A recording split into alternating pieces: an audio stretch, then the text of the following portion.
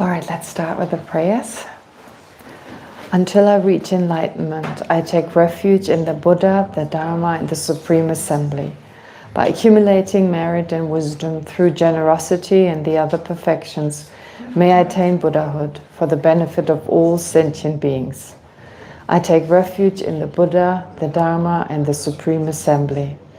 By accumulating merit and wisdom through generosity and the other perfections, may I attain Buddhahood for the benefit of all sentient beings.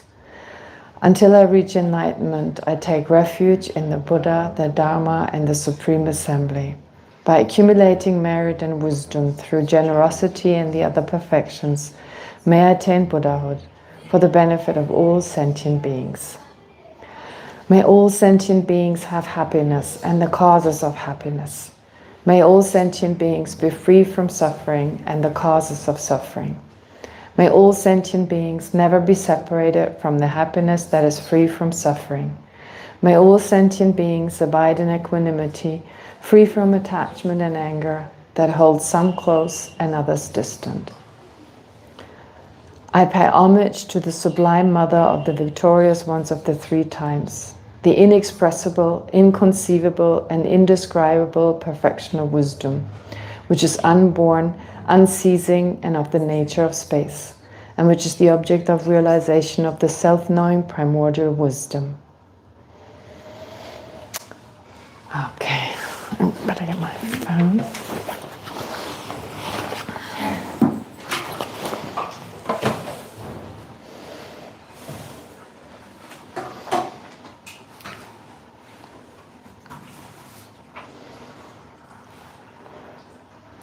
Last time we started with another quality, the second quality described in verse 6, which tells us a little bit about what a bodhisattva overcomes on that level, what they eliminate on the first ground, on that very important stage where everything is different, basically.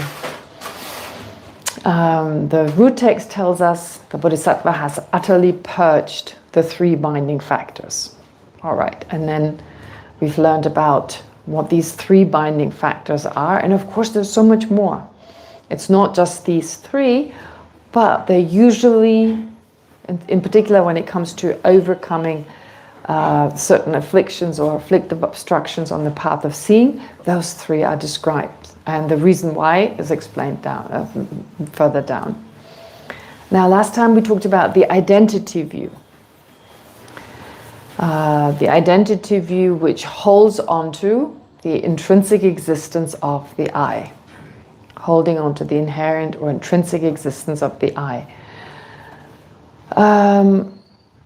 One person asked in the group, and I'm going to go through the questions later on, but this relates directly to this particular mind, Bernd. He asked, how is this possible? Like how come that this is explained first, like the view of the transitory collection, if you want to call it that, or the view, the identity view, which of all the different kinds of grasping at intrinsic existence, grasps at the I and mine. And the question is why? Why is that? Why not others? But I don't think we're mainly concerned with others so much. I mean, it's very difficult. There's no beginning. There's, of course, no beginning, which it makes it very difficult to say this comes first, this comes second, because it's very difficult to say, well, how this came first if there is no beginning. From a Buddhist point of view, you can't posit a beginning to the afflictions we have. Not like in other religions, where there is a beginning. First there was some kind of paradise, and then the whole story of Adam and Eve, and then in the end, humans were banned from paradise and now lived in some kind of samsara, if you like. I mean, there's some similarity maybe to samsara, I don't know. From a Buddhist point of view, it wasn't like we were once liberated and then the affliction slowly grew. That would be terrible. If that were the case, then even if we became liberated, there's no guarantee they don't come back. and you've worked so hard to eliminate the afflictions, and then one day they're back. That would be really frustrating. Yeah, therefore, from a Buddhist point of view, there is no beginning to the afflictions. It's not like the pure mind was there, manifest at some point, and then they all suddenly popped up. No way. So, no beginning. Therefore, what is the first type of ignorance, the first type of grasping at intrinsic existence? What could that be? A flower, a table? No, I mean, if there's no beginning, which one is kind of the one that gives rise to the other ones? And I suppose, like just thinking of a child just being born, like let's say a human child being born, the sense of I is probably the first thing. I mean, first the mind labels I on the basis of mind and body, not having any language, but you don't need language for that. Now I have to use a word here, I use I. However, in whatever, like just a sense of me, in whichever way that manifests. And then the sense, sorry, I forgot to switch to put this on silence. So there's the sense of me, or I, and from then everything is compared to the rest of the world, like others, etc. And we've discussed this during the first term. How come we perceive this I more precious than others? And I'm not going to let you guess this time or ask you to answer it this time. Some of you, I don't know who was there last term, but the point is it's closest to the mind. This I, mind and body. So just think of your own mind, what it does. What is grasping at the self is your own mind, right? It's our own mind. So first the mind goes I, without a word, whatever, but just a sense of me, without using a particular word. So in relation to having this mind and body, our thought consciousness, our conceptual consciousness thinks I, right?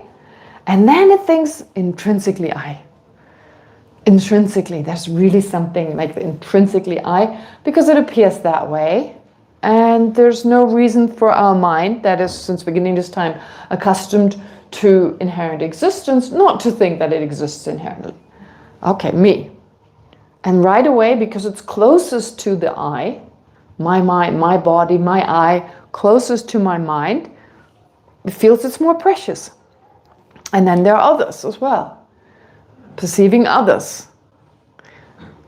So of course I and others are dependent on each other. You could say, okay, but how, only in relation to what?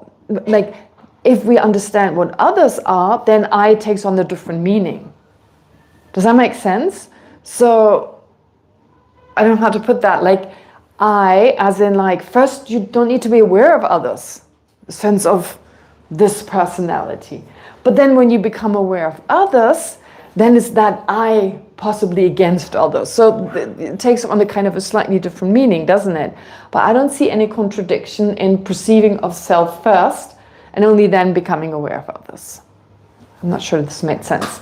But the point is that, yeah, it all revolves around the I. To be honest, Jeff sent me this Beatles song, I, Me, Mine. I knew the song, but I never knew what I, Me, Mine was. I thought it was a person's name or something. I remember I listened to that as a child on the radio, right? I, Me, Mine. And I thought it was just a person's name. Today it was like, oh, I know that song. I'd heard about it, but I never knew what that song was. But then you sent me the video. And apparently George Harrison composed it, right? Yeah. So, yeah, anyway, I was like, oh, it's not a person's name. It's actually I, me, mine. I, me, mine, or I, mine. Yeah, very interesting song, actually. So the point is, therefore, it's all around, everything revolves around I, me, and mine. And we are attached to I, me, and mine, and so forth. Then giving rise, of course, also to our interaction with other people. Now you benefit me. I become attached to you, depending on how great that benefit is. I become attached to you. You harm me. I become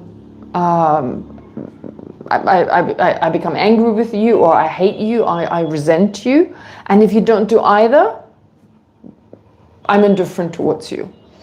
Basically, I ignore you.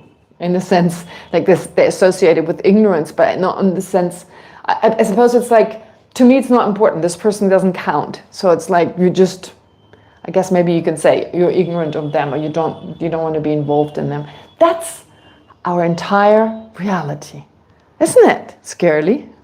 Our relation with other people is determined by my sense of I, me, and mine, inherently here, inherently more precious than everyone else, and then dependent on that, how you act towards me, you become my friend, my enemy, or my utter stranger, someone I'm indifferent to. And we automatically do that, don't we? When we stay with people, when we're around people, we kind of, I hope it gets a little better over time, but in the beginning, I remember high school, don't care, don't, right? I mean, high school, very much so. But it continued, the habit has always been there. And it goes on, it continues on, that we differentiate between people in these three ways, interestingly. Is there a third category? Not really. I mean, it's not as black and white. Like a lot, can't live without, kind of like. There's like degrees of intensity. But other than that, I guess it's correct to say there are these three categories. So no wonder that mind is something to look out for. I don't worry much about my misconception of the table, grasping at the inherent existence of the table. So what? What's the worst that can happen? I take it home. It's a bit obvious, but it's kind of a big table. There's a danger I get caught, but other than that, no big deal. Or I pretend it's really mine, kind of very self-confident. No, the point, that's not the main problem. So with other objects, there is definitely some danger in terms of creating suffering, but the main problem is grasping at the inherent existence of I. I mean, all day long we go, I always remember Geshe Kelsang's incredibly great explanation. It blew my mind when he said it. So I always say it, I don't even pretend it's me. No, it was definitely his idea. Incredible. So I give him credit, of course. So what he said was, it's unbelievable that we are slaves to this I, in the sense that we do anything for it.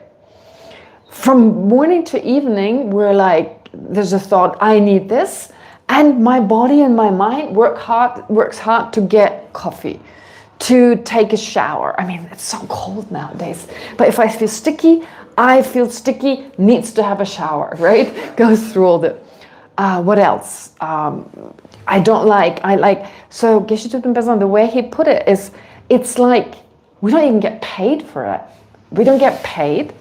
And if we had to do the same for another person, how long would we be able to do it? I mean, a week or two without payment, all day long. I need, someone bossing us around, basically.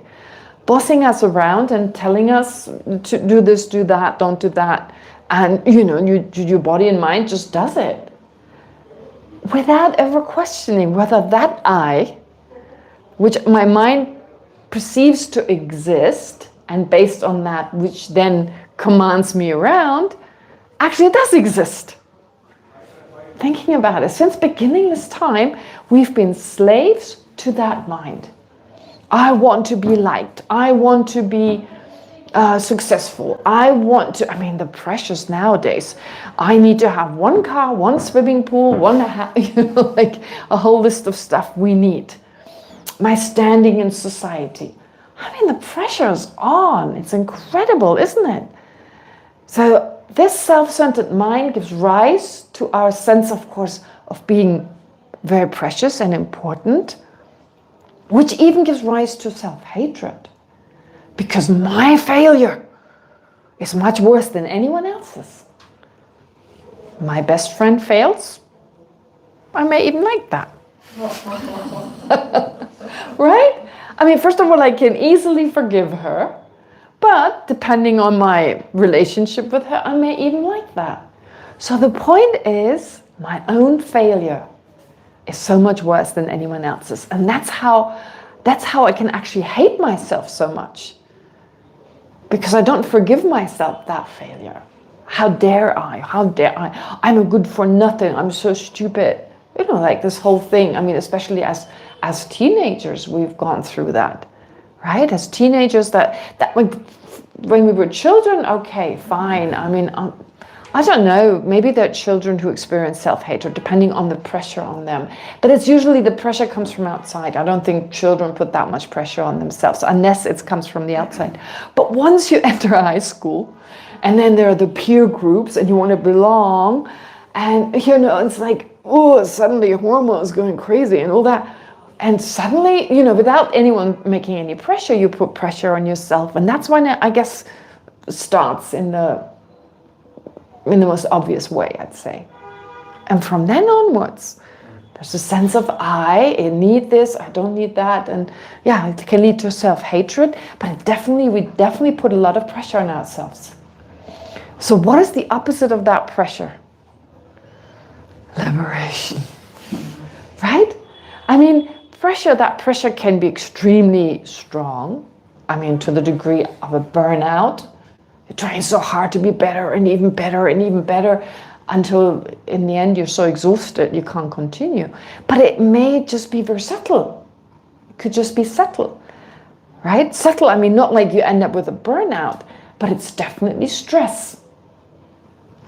And so the opposite of that stress is liberation. Like totally, everything is fine.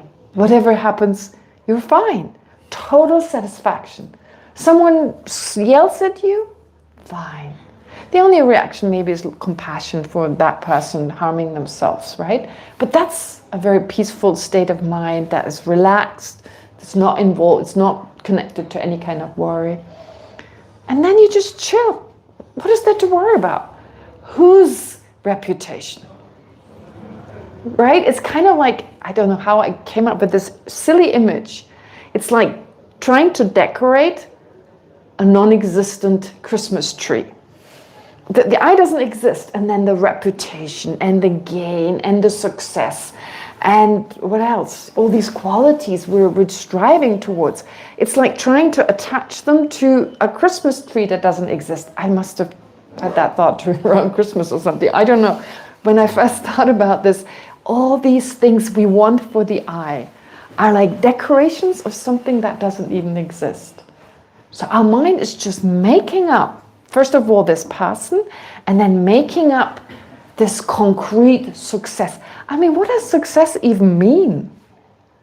What does that even mean? We label success on the basis of, I don't know, what does it mean? It depends on where you live.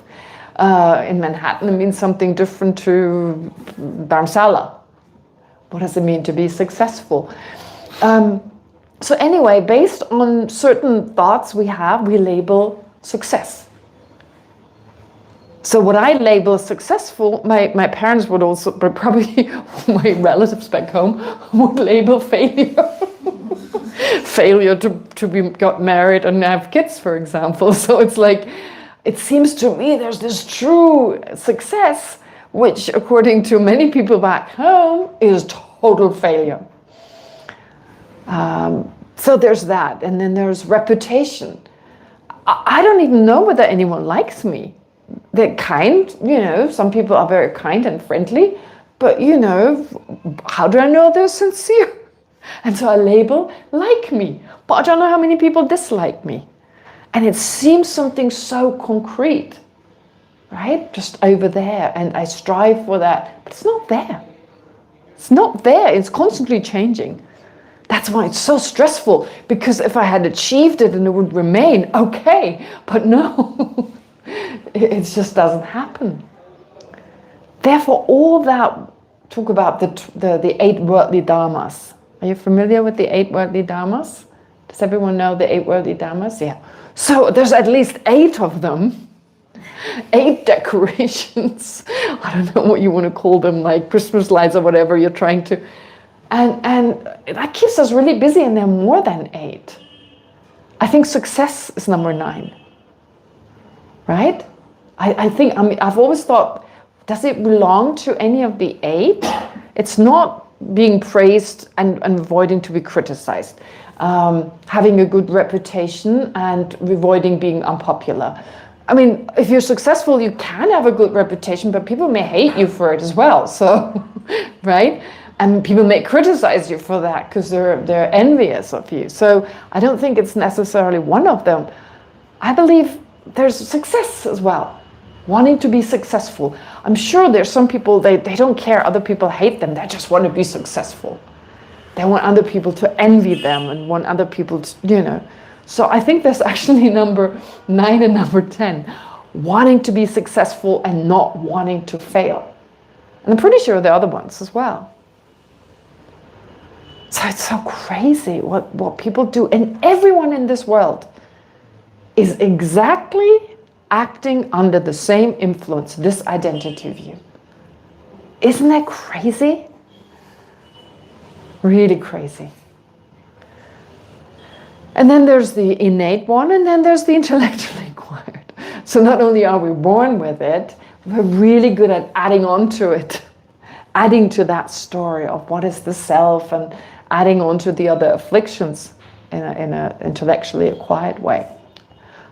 Therefore, it makes total sense. We need to get rid of that intellectually acquired identity view or view of the transitory collection. The intellectually acquired one we get rid of on that first ground. So I guess, yeah, that suffices regarding this identity view. And then afflictive doubt. What is afflictive doubt? Afflictive doubt. I mean, is doubt something good or bad? Good. Depends. Depends, right? Is it good doubt? Is there beneficial doubt? Okay, yes. What would that be? Doubt that gives you, sorry. Yeah, go ahead. Rather than just everything you hear being like yes, yes, yes, yes, yes. Type of doubt that makes you discriminate and consider. And Right, question. Yeah, very good. So, Georgina, right? So Georgina just said, well, it's the kind of doubt that serves as an antidote to blind faith, to just accepting everything blindly. So instead, to question things, okay, could that be right or not? So a healthy type of skepticism, which the first step of which is usually, like doubt. Questioning it, doubting it. Yes, very good. And is there also neutral? So that's a positive type of doubt. And then is there a neutral type of doubt? Yeah? Chocolate cake or caramel cake. Should I eat chocolate cake or caramel cake? It makes me think of something. No, don't worry. I've got tea. You don't. Anyway, okay, so like there's neutral doubt. And then there's afflictive doubt. Okay, what is afflictive doubt?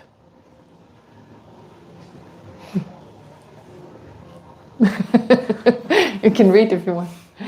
Yeah. Doubt that tends towards a non-factual or not reality. Okay, all right. So Venerable Kumpen, she's mentioning a type of doubt that is part of 3 types of doubts. There are actually 3 versions, 3 types. Do you know all 3? One that is tending towards a non-factual, come from wrong views and to the tending towards not the fact, equal doubt, and tending toward the fact. So for instance, does the self exist or not? Probably does. Does the autonomous, self-sufficient, inherently existent self exist or not? Well, it probably does. Right? So tending away from the fact. It probably does exist. There's probably an inherently existent self. And then the second would be, maybe there is, maybe there isn't, but undecisive, equal, being equally undecisive. And then the next one is, well, maybe there is an inherent self, maybe there isn't, Probably there is. No, there isn't. Tending toward the fact. Yeah, so we go through these phases. The thing is, with doubt, if you look at the definition of doubt, it wavers. Vacillate, as some people would say. That's a fancy word for saying waver. It wavers. Wavers between two standpoints, at least two standpoints. So here we've got wavering.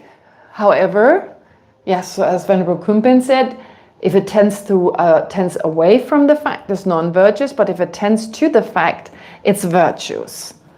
Do you all agree? Is a doubt that tends to the fact, let's say for instance, is liberation possible or not? It probably is. Is that necessarily a virtuous type of mind?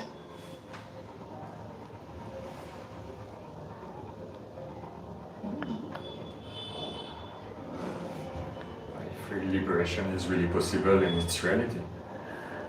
Okay, but let's say you can never get past that kind of doubt. You're always stuck with this doubt, right? You can never overcome it. You're always questioning. You never really... So what about... Because some people never come to some kind of decision. In general, Venerable Kunpen is absolutely right. It tends towards the fact, and then that's already, goes in the right direction. Therefore, it's virtuous. But how about, and this is sometimes mentioned, the problem when people can never come to some kind of conclusion. So you could even tend toward the fact, tend toward liberation, thinking, oh, there probably is liberation, but never get past that. If you're not at least convinced, how much effort do you make? I mean, in the beginning, I don't think you have to know that there's liberation. You can be convinced. And then that drives you. But if we're always stuck, oh, I don't know. I'm thinking of my nephew. I think he's outgrown this now. But I remember as a child, he could never decide which ice cream or which chocolate. And we'd be like standing there and like, Leo, decide. No, if I make the wrong decision. I was so worried about that bowl of, and I'm like, take both. And he's like, but then I don't know whether of these four, which one. And I'm like, oh my God. And sure enough, he's got this ice cream and he regrets it. It was insane, and I like once I actually raced back and got him the other one as well. And then it was too much. But he's outgrown that now. But whenever I think of kind of faith, I'm reminded of my nephew Leo. We never came to a decision. Like, we went with his parents to like a restaurant, and he couldn't decide what to choose. There was only two choices, pretty close, pretty narrow. Oh, it was so difficult. So in a similar way, although it's kind of also a kind of doubt, if you like. I don't know which one is better, or which one I want myself. So that indecisiveness, you never really enjoy anything, because in the end you always feel like the other one was the better. So similarly here, when it comes to liberation, so that would be, but then you could also argue having correct assumption or having a conceptual mind realizing emptiness conceptually, and if you never get past that, isn't that a negative thing, right? You just never move past your conceptual understanding of emptiness and never turn it into a direct perception. That would also be a problem. But I still think it's a little different. I think this doubt, like the mechanism of doubt, it can be such that it becomes obsessive possibly. Whatever it is, enough of that. So here in Tibetan, actually usually it's called Tetsum Nyomunchen, but in Gombarapse it's called Chagege Tetsum. Tage Tetsum, yeah. Anyway, that's the Tibetan word, in case you're wondering why there are two Tibetan terminologies given, or two terms given in Tibetan. So anyway, afflictive doubt is a state of mind that hesitates, okay, and wavers, even in the presence of valid reasoning or trustworthy teachings. It should not be mistaken for non-afflictive doubt, of course, very important, which stimulates, as Georgina was saying, it stimulates logical inquiry and can serve as a valuable element of spiritual practice. In fact, when we learn about mind, we learn about 7 types of consciousness. Of these 7 types of consciousness, 1 is out of the 7. It's still mentioned, but there's a very clear progression where you start with wrong views, which gives way to doubt, which gives way to correct assumption, which gives way to a conceptual mind, subsequent cognition, and direct perception. So what does that mean? When it comes to, for instance, emptiness, first we have a wrong view. We all start off with the view that inherent existence exists, that phenomena exists inherently, in other words. If I were to ask my mom or anyone else who's not interested in Buddhism, they'd say, yeah, of course. If you explain them what it means, they would absolutely be convinced of inherent existence. Which then, you start off with that, and then someone tells you about emptiness, and you start doubting it. Oh, maybe things don't exist that way. Probably they still do exist that way. But then tending away from the fact, then it becomes equal doubt, then tending toward the fact, until then you come to assumption, a conviction that things exist that way. I think there's also something between, like a tentative belief. So when you debate, you could say, well, there's another one. What about tentative belief? From doubt, you go to some kind of belief, a weak kind of tentative belief, which then gives way to correct assumption, a convicted state of mind. Anyway, so you progress slowly. Believe it, are convinced, and then you come to realize it inferentially. You come to realize emptiness inferentially. That's a valid cognition. That's where you newly, using the terminology of the lower schools, you newly understand emptiness, which is followed by familiarization. You have to familiarize yourself with emptiness again and again and again. So that's a subsequent cognition. And eventually that mind that conceptually knows emptiness becomes a direct experiencer on the first ground. So you have 6 minds. I would argue you need that belief as well, but never mind. You have 6 minds, and then there's another mind called inattentive perception, or awareness to which the object appears but is not ascertained, which is a different type of mind altogether. It's just mentioned as part of the 7. But these 6 types of minds, they show how we progress. And in that progression, or as part of this progression, doubt is extremely important. We need to doubt, as Georgina said. So that is extremely helpful. It's very beneficial when it comes to, or it serves as a valuable element of spiritual practice. Instead of leading toward conviction or clarity, afflictive doubt, on the other hand, keeps the mind divided between 2 options without settling on either. Because of this 2-pointed quality, it leaves the mind unsteady and unable to commit. So here I focused more on that kind of indecisiveness that you can't let go of. But it's also not incorrect to say doubt tending away from the fact. That, of course, is also a problem. But I think here in this context, because it's separated, it's explained, besides all the other afflictions, this one is kind of separated out. This one is highlighted, it's emphasized. Therefore, it wouldn't just be the mind tending away from the fact, because then we could use any kind of wrong view. But instead, I guess it's just that inability of really coming to some kind of conclusion that's an obstacle. Because of this 2-pointed quality, it leaves the mind unsteady and unable to commit. In the Buddhist context, and that's the main problem, it often arises in relation to fundamental topics. It's not just about which cake I'm going to eat, but it's about the Four Noble Truths, the workings of cause and effect, in particular the working of karma, or the nature of selflessness. So what makes it afflicted is not simply the presence of questioning, But the way this kind of doubt obstructs our practice, it resists transformation into stable understanding, keeps the mind in confusion, and undermines the confidence needed for steady engagement. Confidence is really important. Confidence, right? Self-confidence is such a big thing in the West as well. What is self-confidence?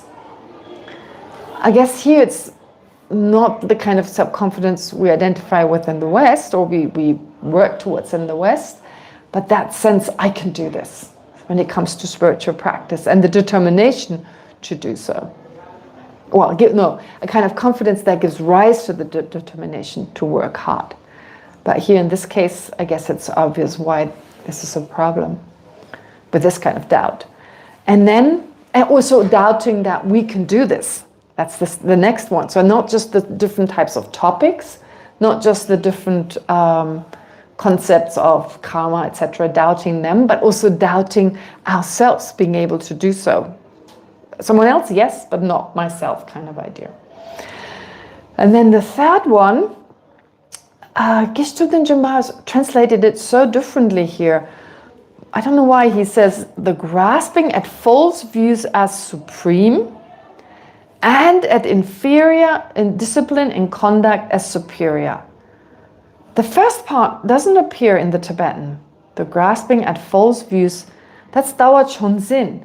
Dawa Chonzin is a different type of, it means basically apprehending or grasping at the superiority of views. And these are like wrong views. So grasping at false views is one particular affliction, but it's not mentioned here in Tibetan. Let me just double check to make sure. I checked it today, because I suddenly realized he uses a different translation. Where's my text? Wait, I have to look for it.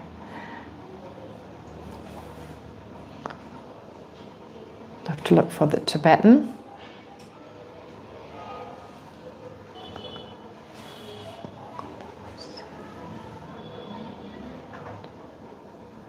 All right. Here I've got the text. Chunzin. Here we got it. Yep. Jikdadan tagegi tetsumdan sutumdan duju chonzin. Yeah. It doesn't mention, maybe it's just a typo. It doesn't mean that the grasping at false views as supreme. It actually just says grasping at inferior discipline and conduct as superior. In Tibetan, I also added it in Tibetan in the explanation. Sutum tang duju chonzin. That's the Tibetan word. Sutum means morality, but here it's implied an inferior morality. And duju chonzin, dushuk here means like a conduct or spiritual conduct in particular, considering, again, inferior is implied, holding inferior morality and inferior spiritual conduct as superior. That is a mental affliction that takes inferior disciplines and spiritual practices to be methods to attaining liberation. With this view, a person confuses misguided practices such as ritual animal sacrifice, extreme asceticism, or ritualized self-harm for genuine methods of liberation or enlightenment. In Christianity, what do you call that when you flagellation, right? So like, I think it's only in the Catholic tradition. You flagellate, like you have negative thoughts and you beat yourself as a way to atone, or I don't know, to please God. I don't know exactly, but that's definitely, yeah. But then you could say, well, doing prostrations, that's also, pardon? Newness, yes, that seems also, there are certain practices that are hard, but it's not asceticism as such, you know, you only do it for 2 days and you don't eat for 1 day, and no one is saying you have to do it. It's something pretty, you know, it's kind of like, it's not like anyone forces you to do it. So it's not like that there are no hard practices in the Buddhist tradition. Of course, if your teacher tells you to do it, then you should probably do it. but I wouldn't call that asceticism as such. Yeah, well, you could debate that. But ritual animal sacrifices, no, absolutely not. You know, some of the dormas, these ritual cakes, sometimes they're covered in red. So these are just symbolic. Some of the ritual kind of aspects, they could go back from days before Buddhism. They've been taken over. I mean, we know a lot of these customs, for instance, putting up prayer flags, what are they called, prayer wheels and so forth. Apparently they go back, at least in Tibet, to the time of the burn tradition, which was a shamanistic kind of tradition. So also in India, shamanism existed before Buddhism, or at the time of Buddhism. I'm sure there were some traditions practicing that. They did practice animal sacrifices. I know in Nepal it's very common. There's even a day when they, or a particular time when they sacrifice a lot of animals. Now, from a Buddhist point of view, this is killing, it's harming living beings, and therefore not encouraged. So that would be an example of holding these practices to be supreme, an inferior kind of practice. That is said to be an example of this particular type of affliction with that really long name. Self-harm, yeah, extreme asceticism. So mistaking these, or these like confusing, misguided practices for genuine methods of liberation or enlightenment, believing them to be the highest spiritual path, then the mind clings to them as though they were authentic practices, authentic Dharma practices. The problem here is not simple ignorance of not knowing, but the problem is that deep conviction that these harmful practices are the best way forward. So believing if I kill an animal and so forth, I'll actually attain some form of liberation. For this reason, this particular view becomes profoundly obstructive. So it's called like a view. It's actually described in Tibetan as a view. So not an affliction that is a non-view, so such as attachment, for instance, but a kind of deeply convicted mind that is profoundly obstructive. What it does is it directs our energy and faith into what brings only further suffering, and in that way turning us away from the genuine path to liberation or to freedom. Okay, so those are the three binding factors explained here. Why these three are explained, there's like a whole section further down. But for now, just to continue with this explanation, so unlike the identity view, the other two binding factors, that is afflictive doubt and holding inferior morality and spiritual conduct as superior, they're not divided into intellectually acquired and innate types. Because both are mental afflictions eliminated on the path of seeing. So there's no innate version that is subtler that you can only get rid of later on. No, on that level you already eliminate these two. Only the identity view has a subtler type that is not easily removed. And because there's no innate type, both of these belong to the category of intellectually acquired afflictions. Why do they belong to this category? Because any mental affliction eliminated on the path of seeing is necessarily described as intellectually acquired affliction. Why? And here it's Ketubje, one of Lama Tsongkhapa's main disciples, called Ketubje. He confirms this in one of his texts called Essential Exposition, an eye-opener of good fortune. I think it has been translated into English, but I'm not sure. I forgot to add that. Oh, I'm glad I just remember. I have to look it up. I think there's a text called A Dose of Emptiness. Has anyone ever seen that? That book, A Dose of Emptiness. I don't even think it is in print.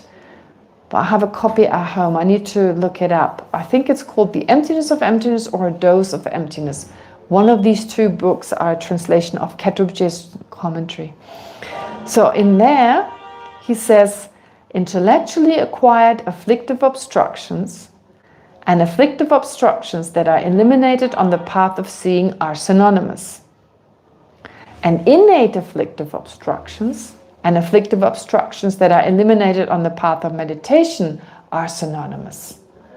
So if something is eliminated on the path of seeing, at least an affliction, but also the seeds, yes, they are described as intellectually acquired, while those that are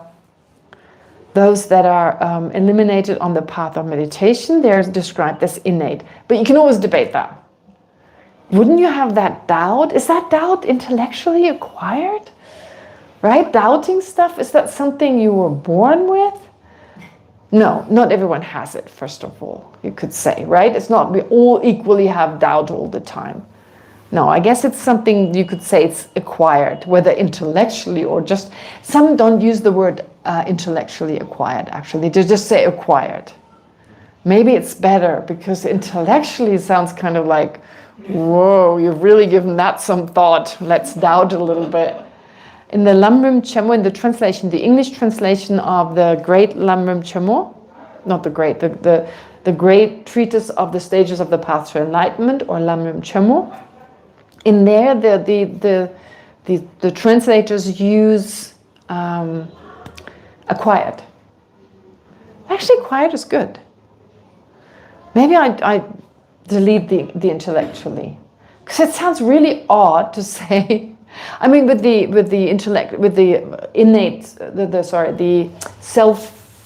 identity view, or the view of the transitory collection. Okay, it makes sense that there are certain religions that promote a particular type of I. That's intellectually acquired. But when we come up with our own version, that's maybe not that intellectual. It's just acquired, right? So maybe instead of saying intellectually, I just say acquired. Do you agree? Still acquired means acquired in this life? Yes. Yes, acquired means in this life. Yeah. Like for me, the question is, are there really like human beings that don't have doubt about anything? Like I think there is some kind of... No, you can have doubt. Innate doubt. No, but you can have doubt, absolutely.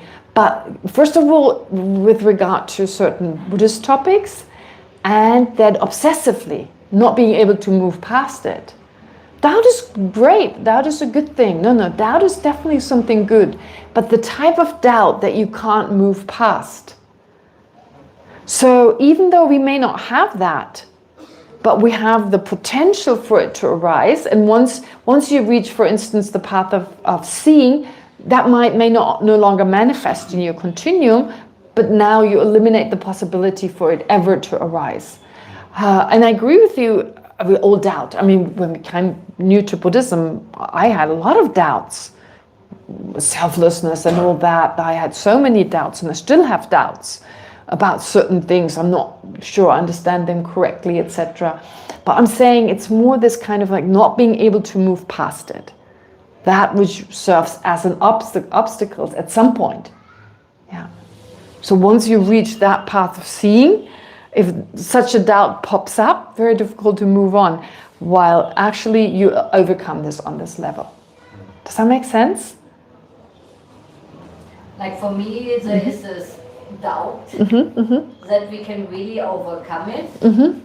Because, for example, karma. I can believe that there is karma, but no one can explain to me how it works. Like it's so complicated that no teacher I've ever met said they understand it.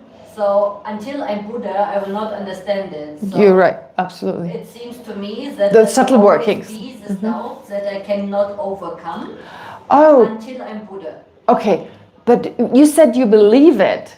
I believe that karma exists, but I don't understand how and why and where it's coming from. But you're not doubting. You see, that's a difference. Not knowing versus doubting the existence of karma. Doubting the subtle working of karma. maybe there is the subtle working of karma, maybe there isn't. Maybe it doesn't have a cause, you know, the shape of my face and every experience I have, maybe that's just random. That would be a type of doubt. While not knowing, that's different. Not knowing your mind, I'm not doubting that you have a mind, but I don't know your mind. Or can't see your mind, unless you have clairvoyance or unless you're a Buddha. I mean, even before you become a Buddha, you can have clairvoyance, so I could become aware of your mind. But the very subtle working of karma, every cause and every condition that gave rise to every one of your experiences or every one of my experiences, only a Buddha knows. But just by not knowing, I don't think I have to doubt that they exist. Yeah, there are causes or conditions, I just don't know what they are. So doubt is like wavering between two standpoints. That's the definition of doubt. Which is why I think there's a difference between thinking, I just don't know, or is it this or is it that? There's a difference, right? Or not? I mean, here we're overcoming any kind of doubt, but not any kind of absence of knowledge. So actually, the kind of doubt, although they mention doubt in general, I think it's actually much more, it's not about chocolate cake, like it's not about, is there an egg in this cake or not? I wonder whether a bodhisattva in the path of meditation could still doubt whether there's an egg. Pretty much, but this is not the kind of doubt we worry about. It's doubt that hinders us from continuing on to practice. So maybe I should specify that more. Just general doubt is mentioned, but maybe it's good to mention, yeah, it's better to know that this is the kind of doubt that prevents us from continuing on. I look at your faces and I see a lot of question marks. Yeah, for me, when we talk about doubt, like as long as I don't have, like this is obviously my conceptual mind, that is dualistic. Yeah. But in my mind, if I cannot know about something, for me that's a big like doubtful thing because I don't know how it works. So I cannot be fully convinced of it if I don't know how it could work, where it's coming from. So for me, there's always this kind of... Okay. So Rika, I forgot to say that. So Rika is saying for her, if there's something she doesn't know, then there's always space for doubt. Then that always allows for doubt, which is why it's difficult to imagine, and here I'm just kind of concluding this, although you didn't say it that way, that on the path of seeing, from the path of seeing onward, a person doesn't have the knowledge of the subtle working of karma, but would not have any doubt, nonetheless, right? It'd be difficult to imagine. Yeah, what to say? It's a good question. It's definitely... Pardon? I don't know if it's right or not. Yes. To me, something that makes sense, like the way I thought about it when you said about the two and third, like the second and third ones, like afflicted doubt and holding inferior morality as superior, is sort of like once the bodhisattva reaches the direct seeing of emptiness, it has like complete certainty that this is liberation, this mind, and then no longer doubt can arise to whether this mind is what leads to liberation or not. And if this if this mind for sure leads to liberation because he has experienced it, then you cannot believe something else will lead to liberation. You cannot believe that animal sacrifice will lead to liberation because it doesn't tackle about self-grasping ignorance, the innate one, the way he knows it, like from first-hand experience of his mind tackles it. I don't know if it's true or not. Okay, let me reformulate what you just said. I'm not sure I understood, but let me make sure, and so, yeah, see whether it's correct or not. So Tomé is saying the kind of doubt we're talking about here is not just any doubt, it's doubt as to the existence of liberation and enlightenment. And the path leading to it. And the path that lead to it, exactly. So it's not about working of cause and effect, karma, and so on. That kind of doubt could still persist until whatever, whenever. until you come to acknowledge yourself. But what you need to become liberated and full enlightened is the absence of such a doubt. Would that make sense? Because otherwise, I mean, even you have doubt or you don't doubt it, never mind. You can still, what do you need to become fully enlightened? To understand that the afflictions can be removed from your continuum, from your mental continuum. So you can eliminate the afflictions from your mental continuum. Once you know that, and you have no doubt about that, then you apply the antidotes and continue working towards it. When it comes to enlightenment, to be convinced that not only can you eliminate the afflictions and their potential to arise in your continuum again, not only can you remove them, also their subtle residual traces that are still left after you eliminate the afflictions can be removed. So if you have no doubt about that, then you also work towards enlightenment. Yeah, I think that makes sense. I have to think about it again. Great. This is good. This contribution is really, I mean, what you just said, this kind of debate is very good, because you're right. And maybe it's also going back to what Venerable Kunpen said about doubt that tends away from the fact that that is the one in particular we have to look out for.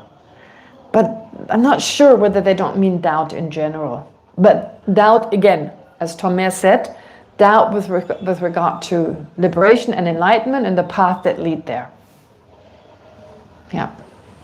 Now think about it again and then change this accordingly. Okay.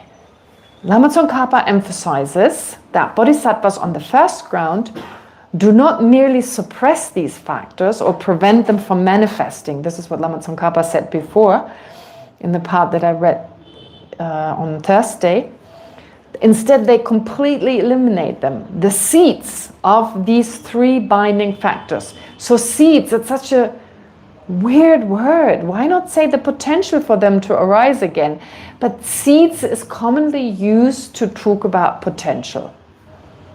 A lot of the text, seed, like just as a seed has the potential to give rise to a sprout, a seed has the potential to give rise to, I don't know, flowers and so forth. Similarly, the word seed is used for potential. Unless they talk about actual seeds, but that is obvious from the context. So the seeds, that is the potential for them to arise again, of these different afflictions for them to arise again, are eradicated from the mental consciousness and the afflictions can no longer occur.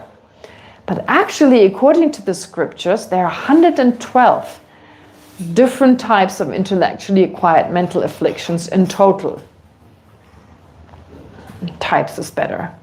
Types of intellectually acquired afflictions. Okay. I also put in this little footnote, I put a explanation of who Ketubje is, but I don't need to read it now.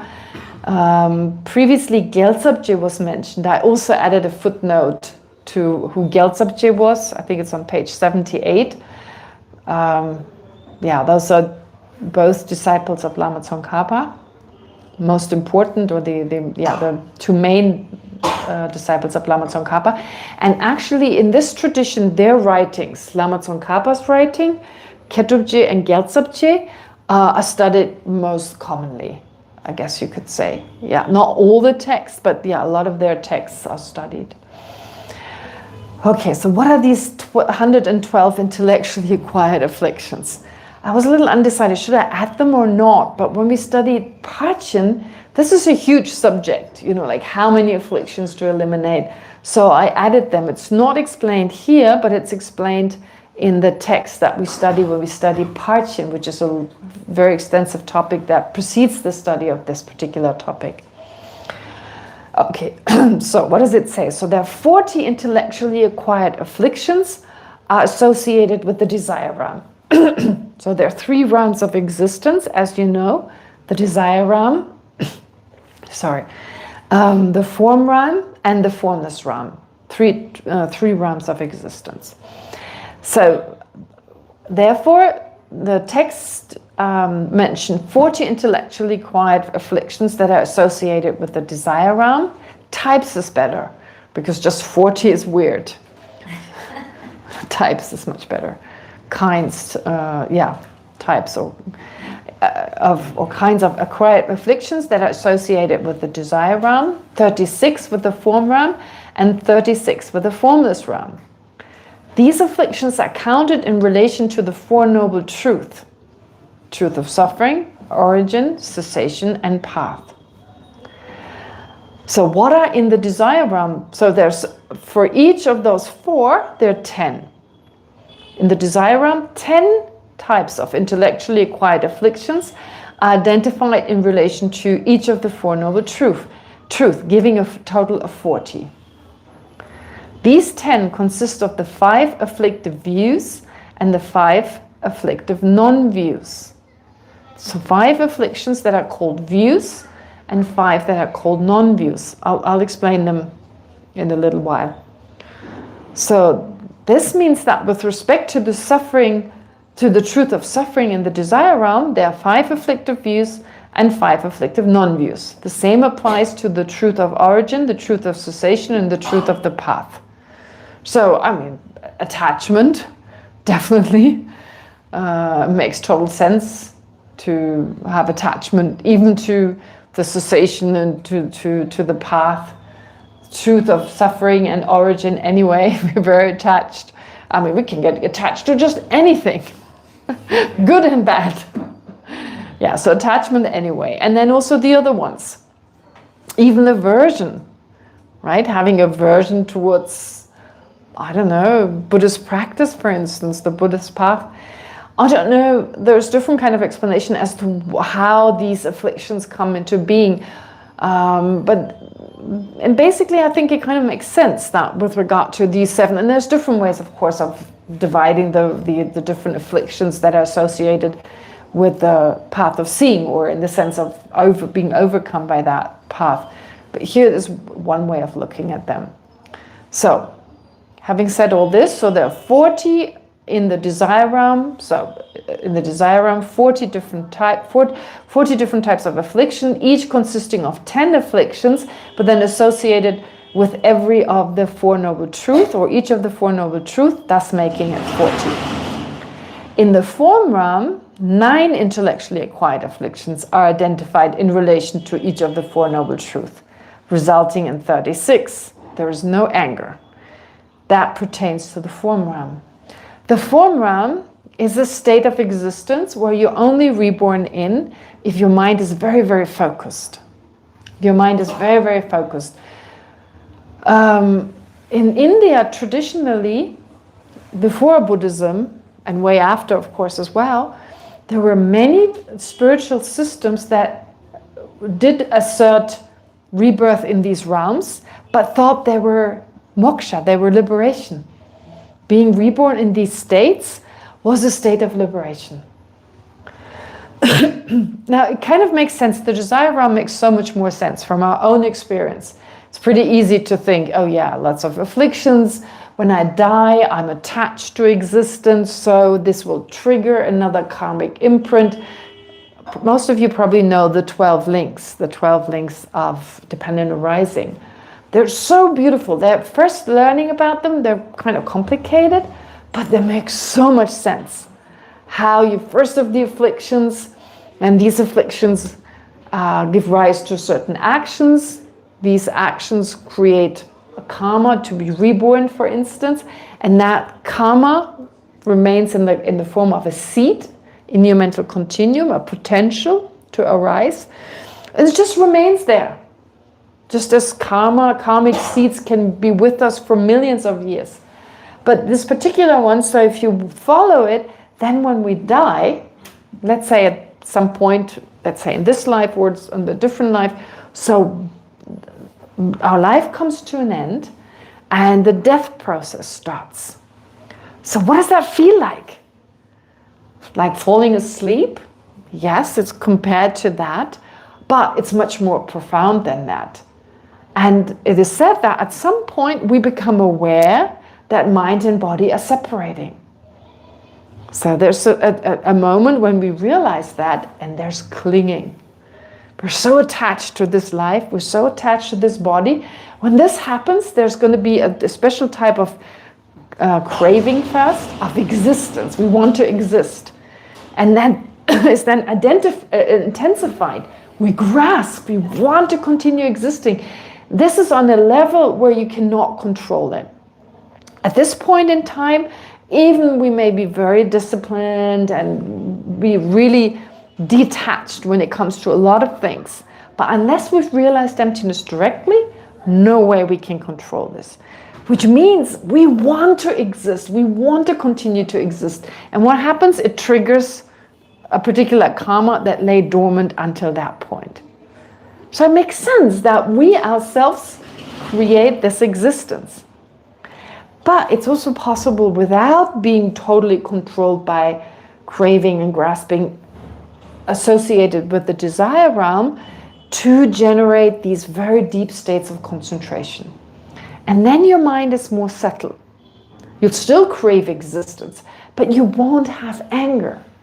If you have these types of mind, these kind of concentrated states of mind, your mind is now, pertains now, if you like, or is associated now with the form realm, for instance, or the formless realm.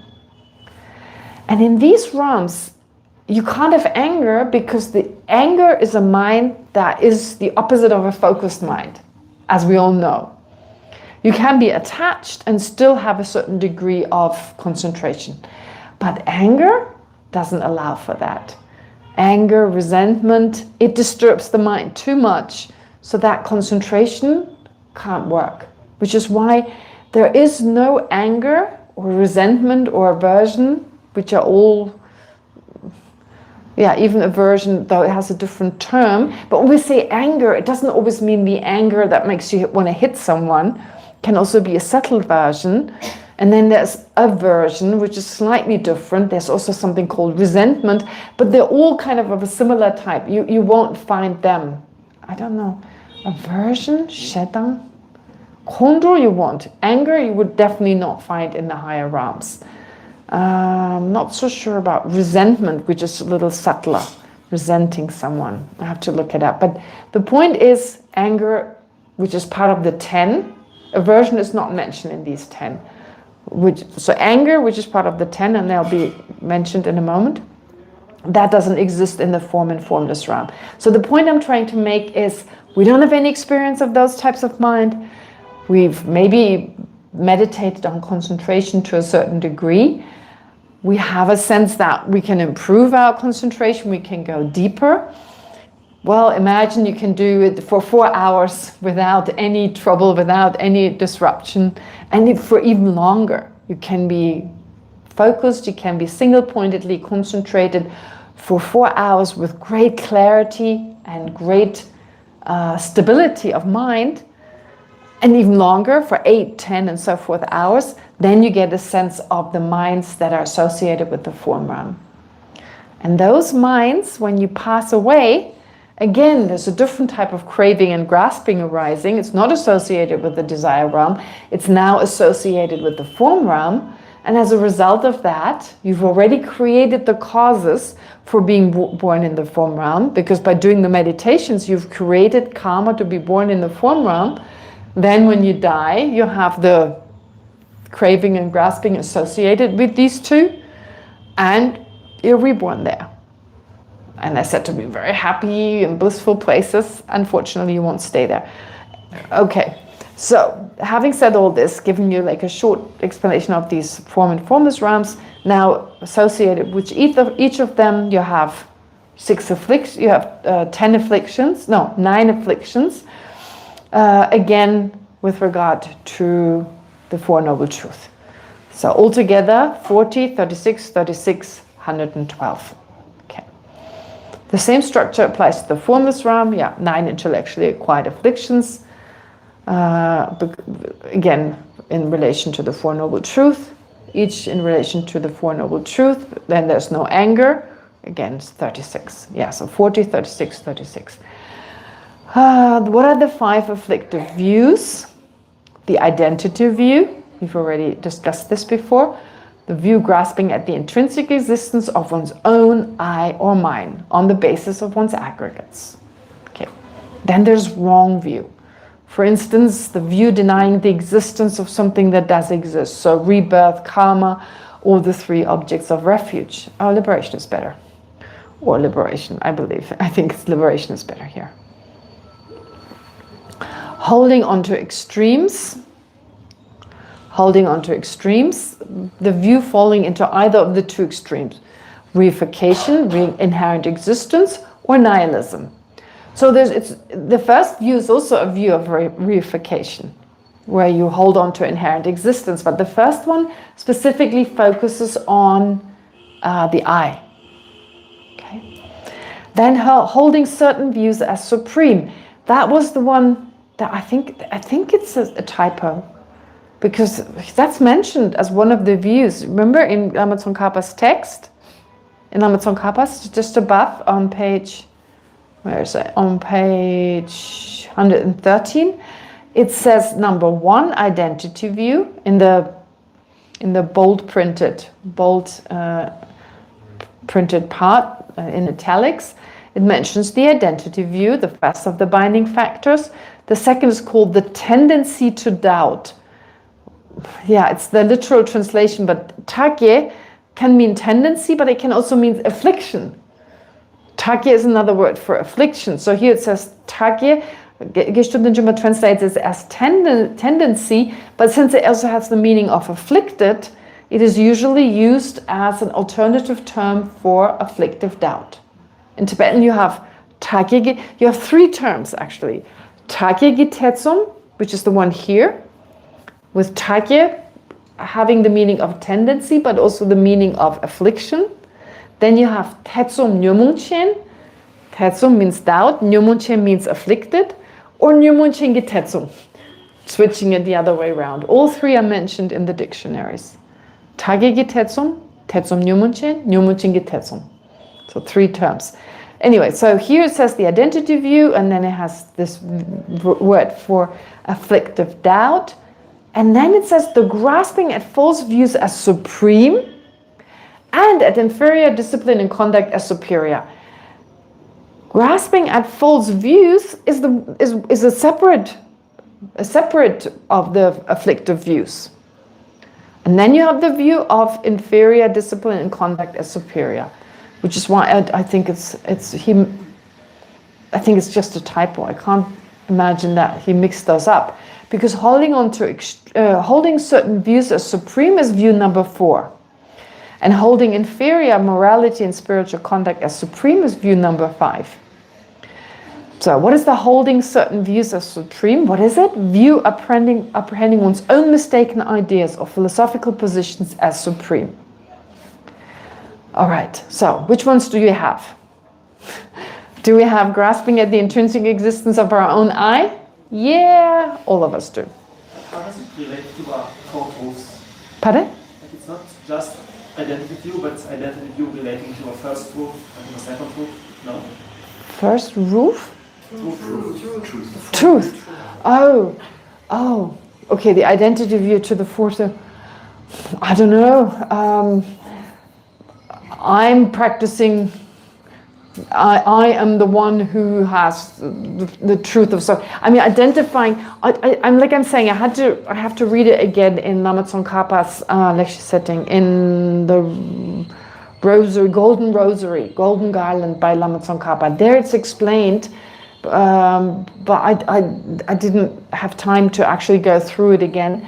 But I suppose, I don't think it's that hard. It's like any kind of self-grasping in relation to the truth of suffering. I mean, my body is the truth of suffering. My 5 aggregates are a truth of suffering. So grasping at an inherently existent I in relation to that, for example.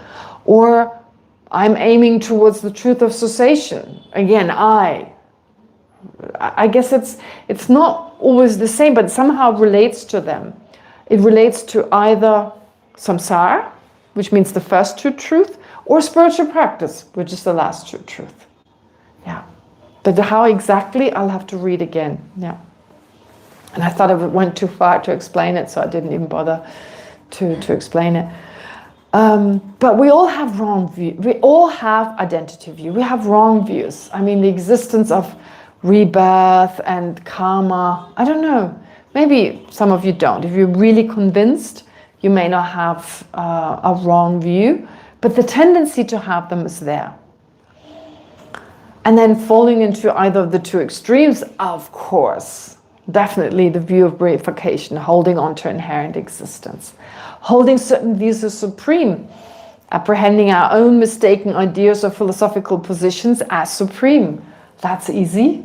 If you have wrong views, we oftentimes also feel like they're superior. And then the last one is again about extreme kind of asceticism and so forth, believing that to be a path to liberation. I mean, even Yumne, if not done with the right motivation, it becomes asceticism, right? I mean, doing prostrations without the right kind of attitude becomes exercise.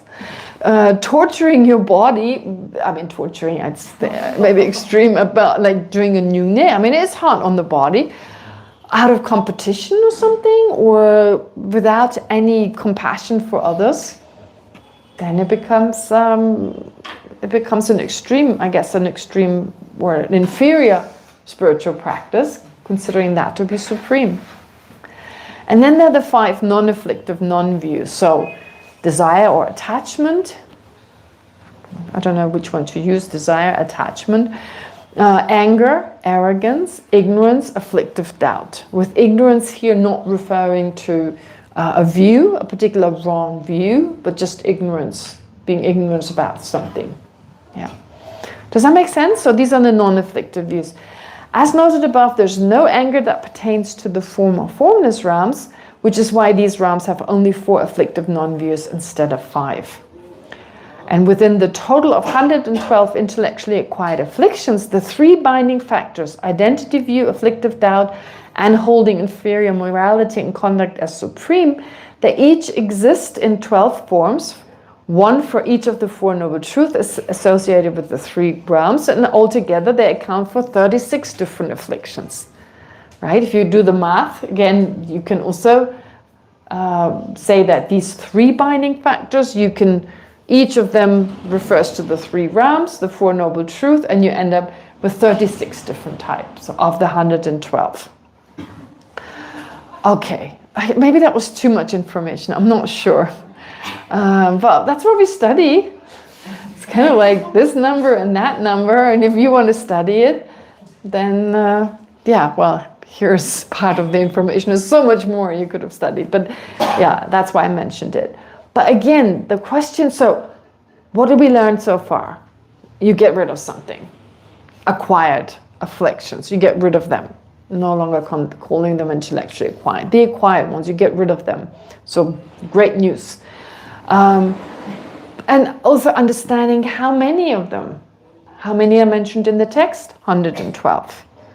Okay. But one might ask, in Lama Tsongkhapa again, here's Lama Tsongkhapa saying, one might ask, given that the Bodhisattva, he has rid himself of other negative tendencies as well, yeah, the 112, so many, tendencies that are objects of elimination by the path of seeing, why are only these 3 mentioned? Tendencies. Here, it's actually takye.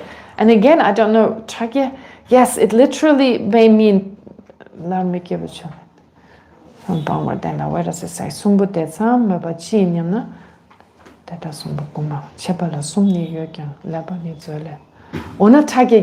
Yeah, takye, it uses takye again, which is, according to my understanding, in this context actually means affliction and not tendency.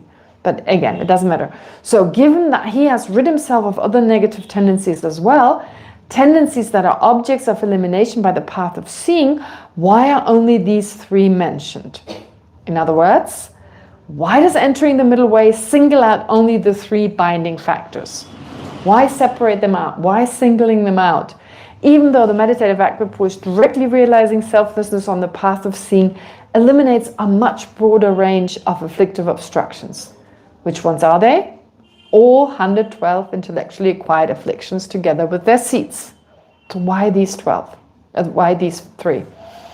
And Lama Tsongkhapa answers, there appear to be 2 opinions on the interpretation of the intent of the statement from the sutra. Of these 2, the better one is the one presented in the treasury of Abhidharma, where it says, not wanting to go, choosing a wrong path, and harboring doubts about the path, these obstruct the journey to liberation.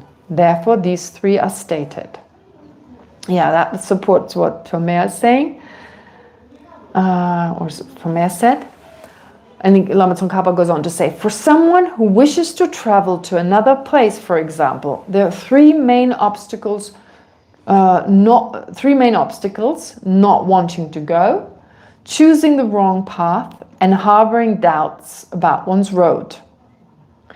The journey to liberation similarly has three principal obstacles. Due to the first, identity view, one comes to fear liberation and does not want to travel there. Due to the third, grasping at false views and false morality as superior, one relies on contrary path and chooses the wrong path. And due to the second, afflicted doubt, one harbors doubt about one's path. Therefore, these three were listed. Beautifully explained, right? That's Lama Tsongkhapa. So, just briefly to kind of summarize again what Lama Tsongkhapa says, the answer given is that the sutras allow for two interpretations of why only the three binding factors are highlighted among the objects to be eliminated on the path of seeing. And of these, Acharya Vasubandhu's Treasury of Abhidharma explains that these three are emphasized because they serve as the principal obstacles to liberation. So an interpretation regarded here as the stronger one. The other one is really complicated. I didn't even mention it. It gets too complicated to even say it. They are compared to three key hindrances that can block a traveler: not wanting to set out, choosing the wrong road, or doubting whether the road is correct. Okay, why would you not want to go? What is the first one? The other ones are clear. Doubt about the path or choosing the wrong path. That's pretty clear. But what is it about the identity view? Whether intellectually acquired or innate, it gives rise to fear of liberation. Why? Why does the view of an inherently existent I lead to fear of liberation? It's a destiny.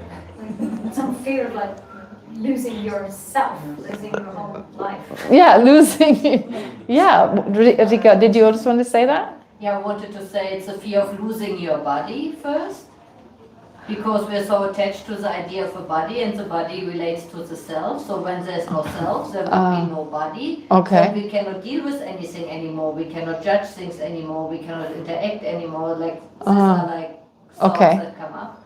All right, Jeff. Is it the fear kind of going off of what Georgina said, more like we're afraid to let go of this, smorgasbord of wrong perceptions that have kept us not liberated. Mm-hmm. Yes. That Yes. we're attached to these misconceptions.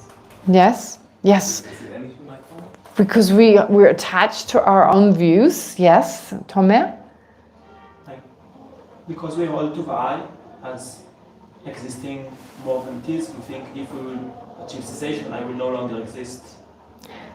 Yes, that's pretty much what Georgina said. Yes, absolutely. For us, the self and the inherently existent self are the same.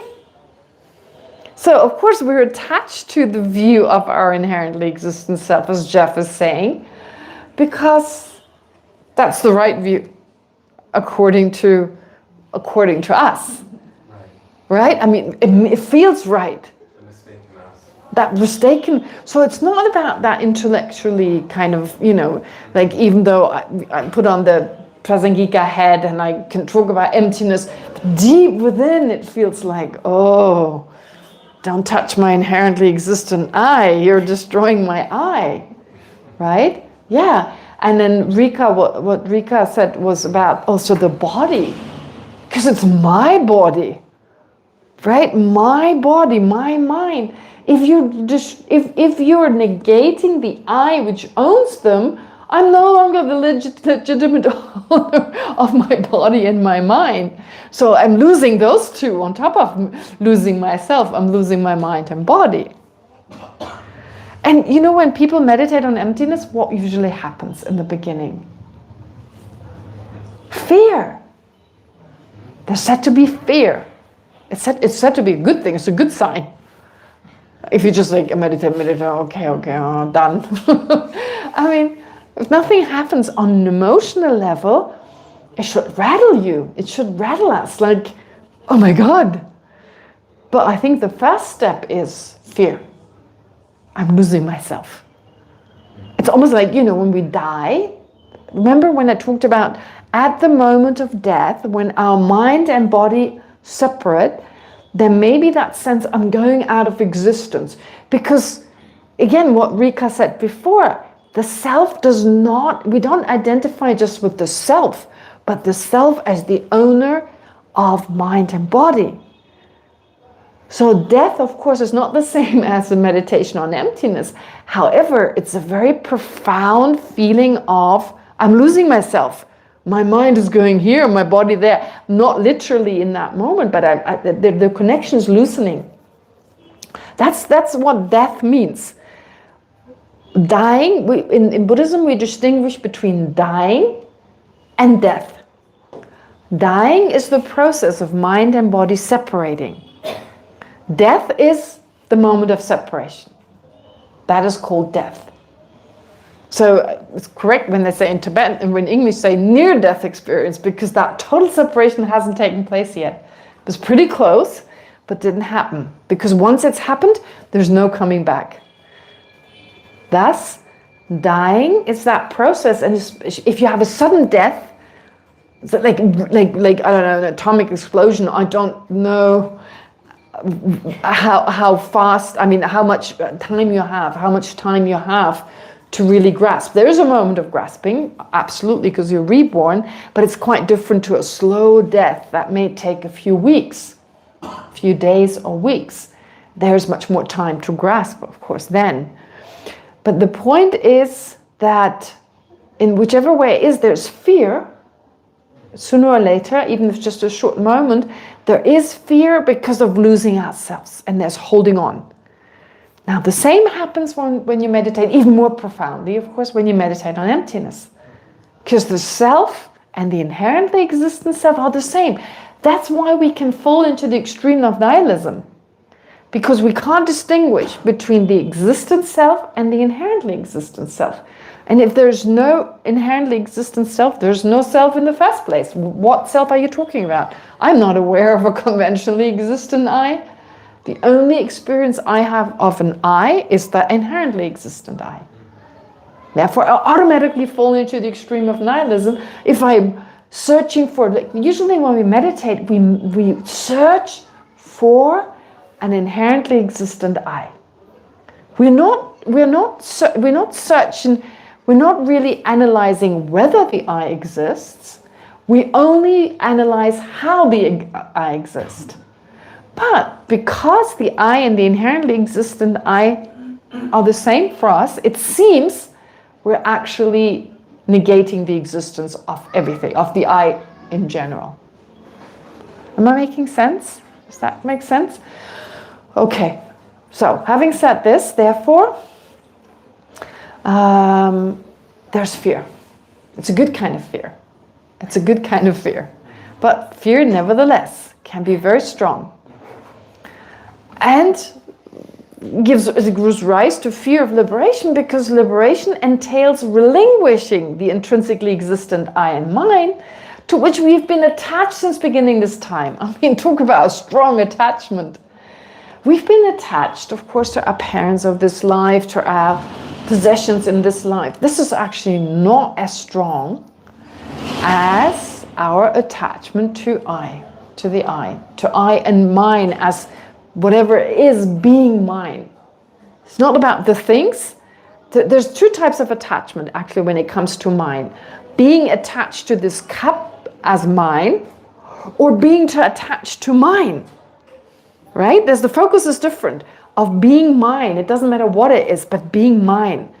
I can specifically be attached to this cup, which I am, well, not in this case, but if I were, if it was like, you know, my personal cup that I'm terribly attached to, then I would be attached to this cup. But that's a different type of attachment versus the fact that it's mine. So whatever it is, the focus is, it's mine. It belongs to the I. That's a different type of attachment versus the attachment of the cup that happens to be mine. In the text, we distinguish between that. The identity view is described as the view that grasps at the inherent existence of I and mine. That is not grasping at the inherent existence of the cup, for instance, that happens to be mine, because that would be a mind that grasps at the inherent existence of a phenomenon. But the mind that grasps at the inherent existence of I or mine, or I and mine, grasps at that which belongs to the I. So it's actually a self-grasping mind.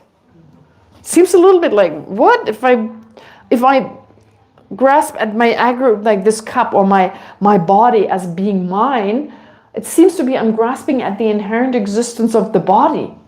No. It mainly grasps at the body being that which belongs to the I. It's a self-grasping mind. Something that comes up later. So it's not really focusing on the body. Whatever it is, it doesn't matter. It belongs to the I. So that is therefore grasping at mine and I, which is identity view.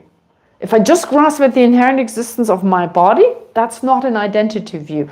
That is a view, that is a grasping at the inherent existence of phenomena other than a self. But we come to that. There's a lot of debate on that. Okay. The answer given is that the sutras... Oh yeah, no, we did that. Okay.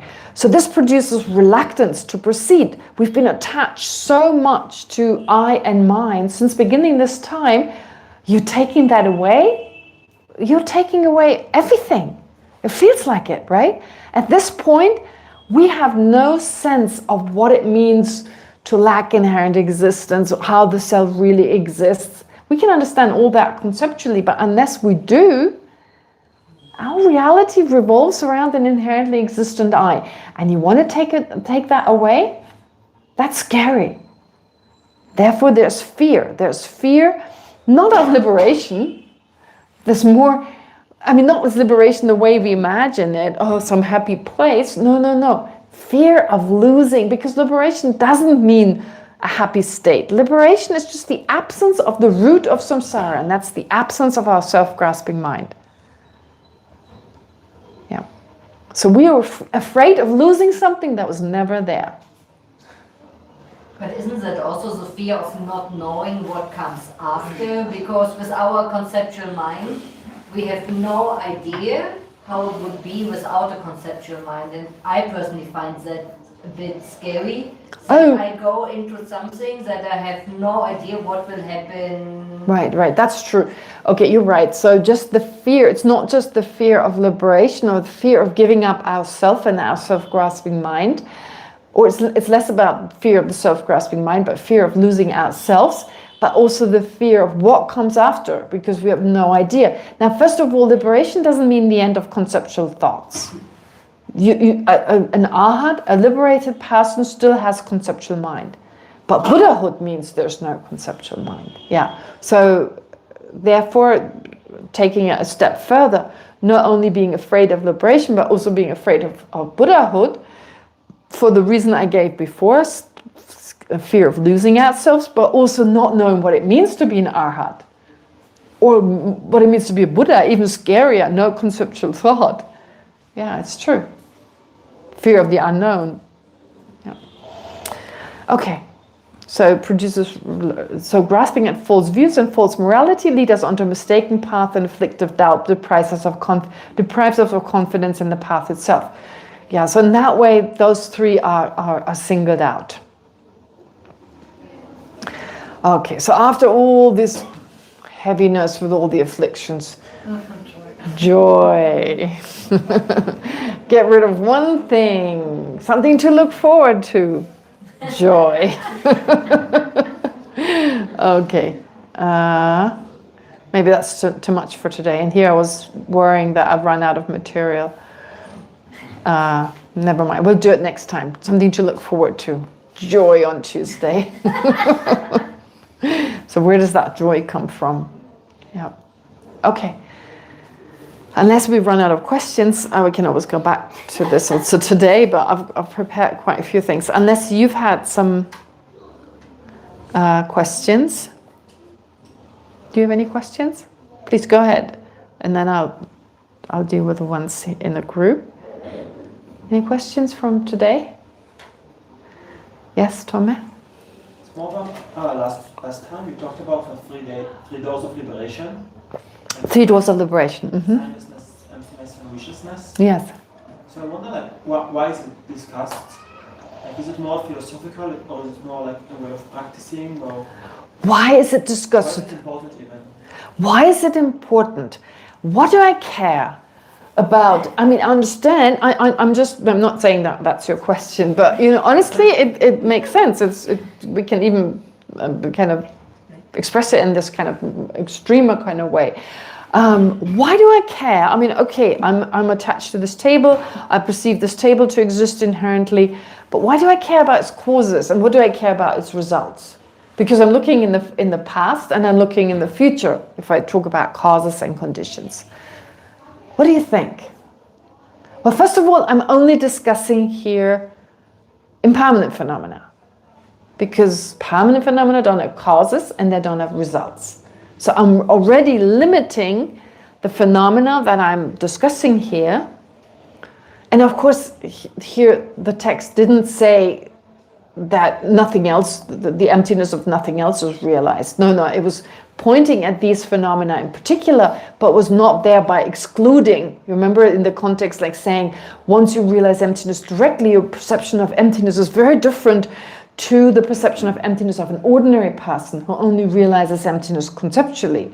So in terms of what has the past, I mean, the past, the present, and the future, for instance.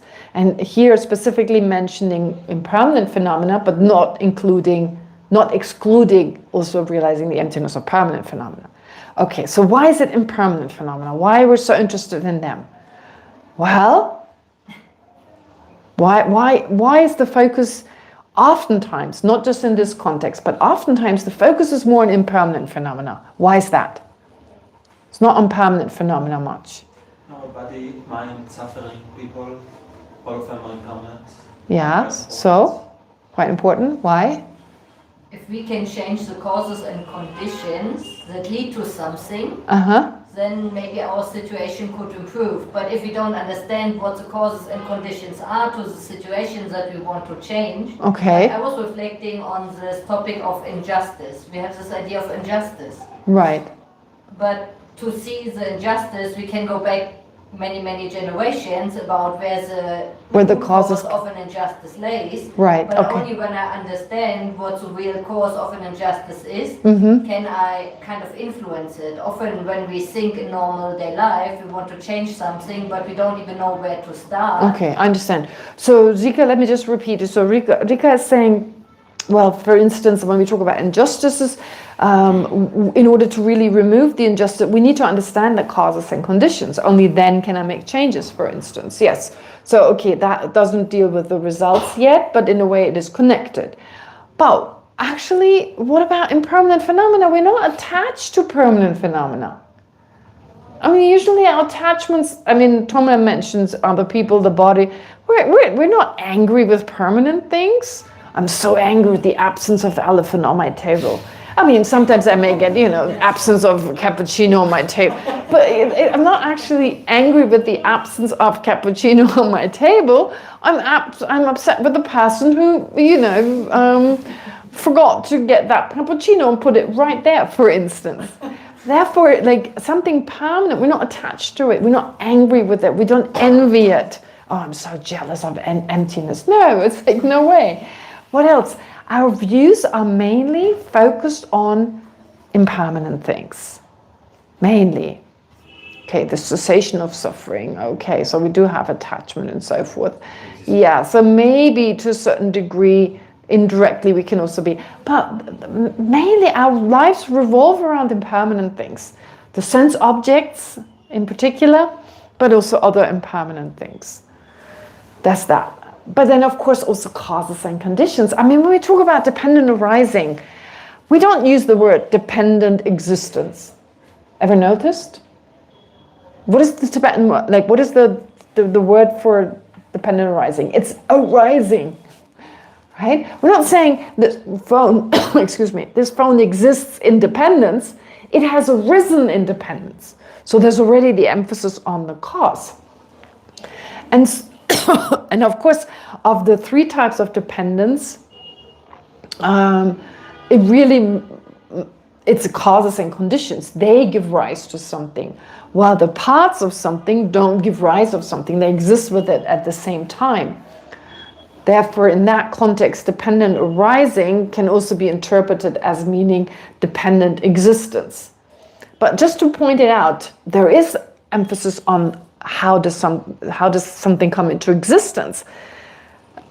It's simply the fact that it changes moment by moment.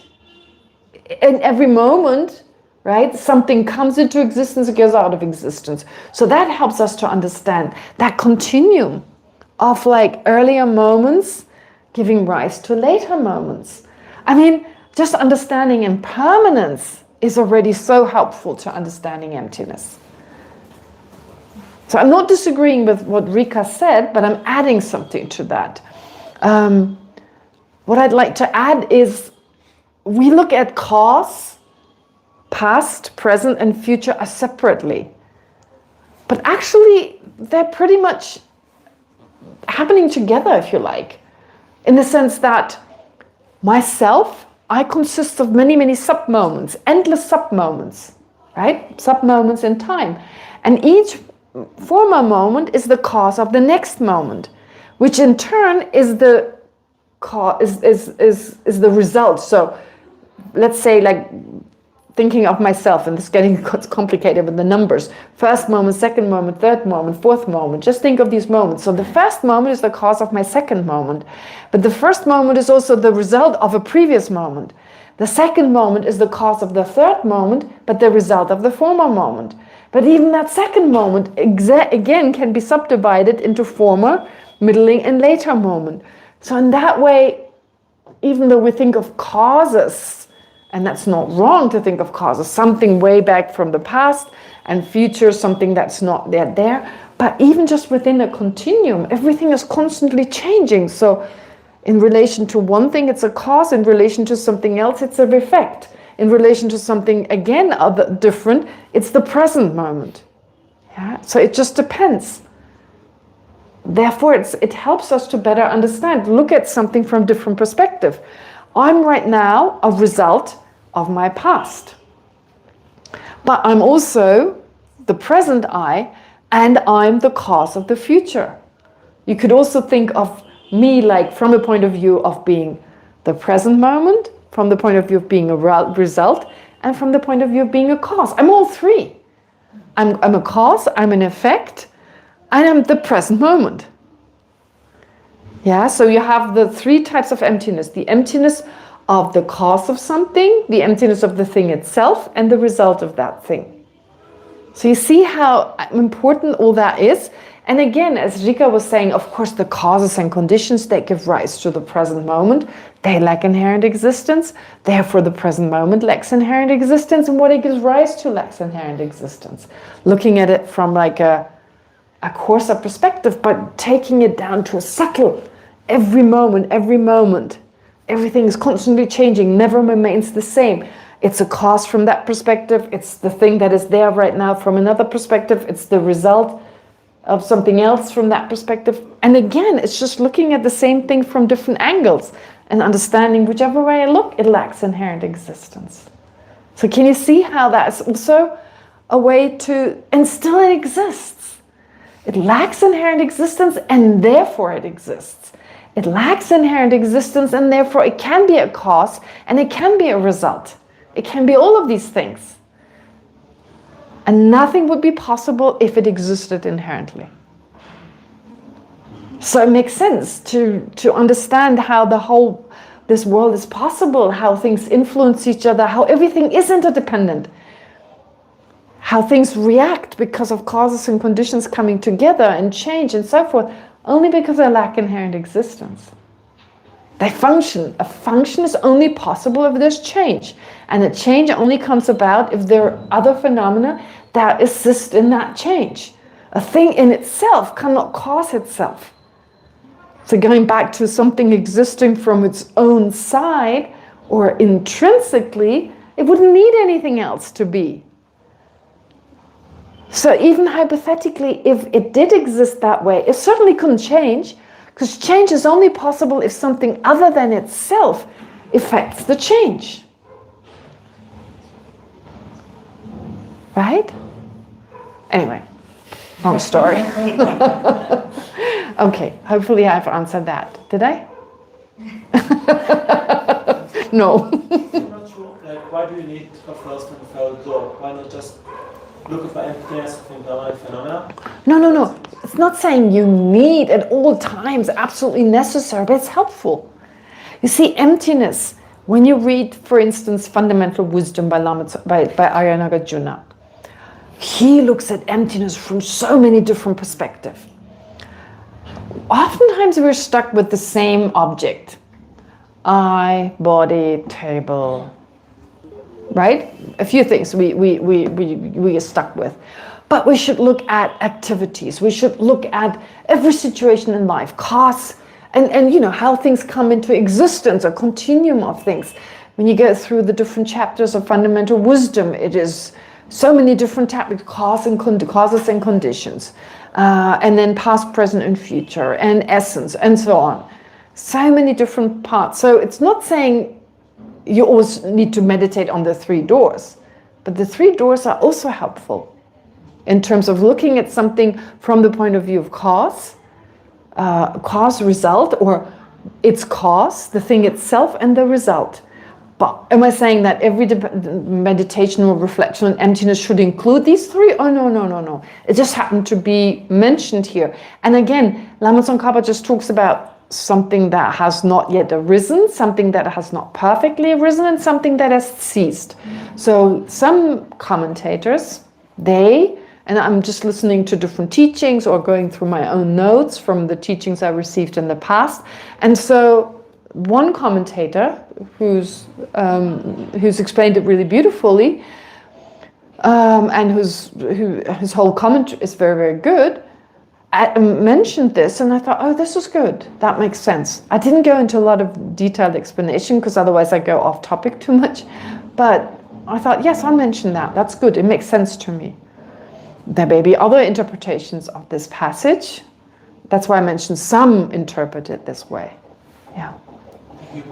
Yes, Jeff. Going off of what Rika said about social justice and then your responses. Was, we were upset with impermanent phenomena. That kind of landed for me. And then I thought, we're also compassionate with the impermanent phenomena. We're upset with impermanent phenomena, we're compassionate with impermanent phenomena, yes. Does that land anywhere? Okay, so, right. So impermanent phenomena, I mean, we interact, in other words, with impermanent phenomena. They make up our life. They're a lot more present, they're a lot more relevant to our daily life. Yeah, absolutely. So we can get upset with them, the fact that they change, but also compassion. Compassion in the fact that someone who was healthy one moment becomes very sick the next moment. So compassion in that sense. I don't know whether you had other examples, possibly. I'm thinking about the social justice aspect. We look at some situation that's just dire. Yes. And we're upset with that. Actually, it is impermanent. Yes. It's a yes. horrible situation for these people. Right. So we can be incredibly compassionate and then exercise our social justice movement, our efforts toward that, because it actually isn't impermanent. It possibly could change if we do the right things in the right way.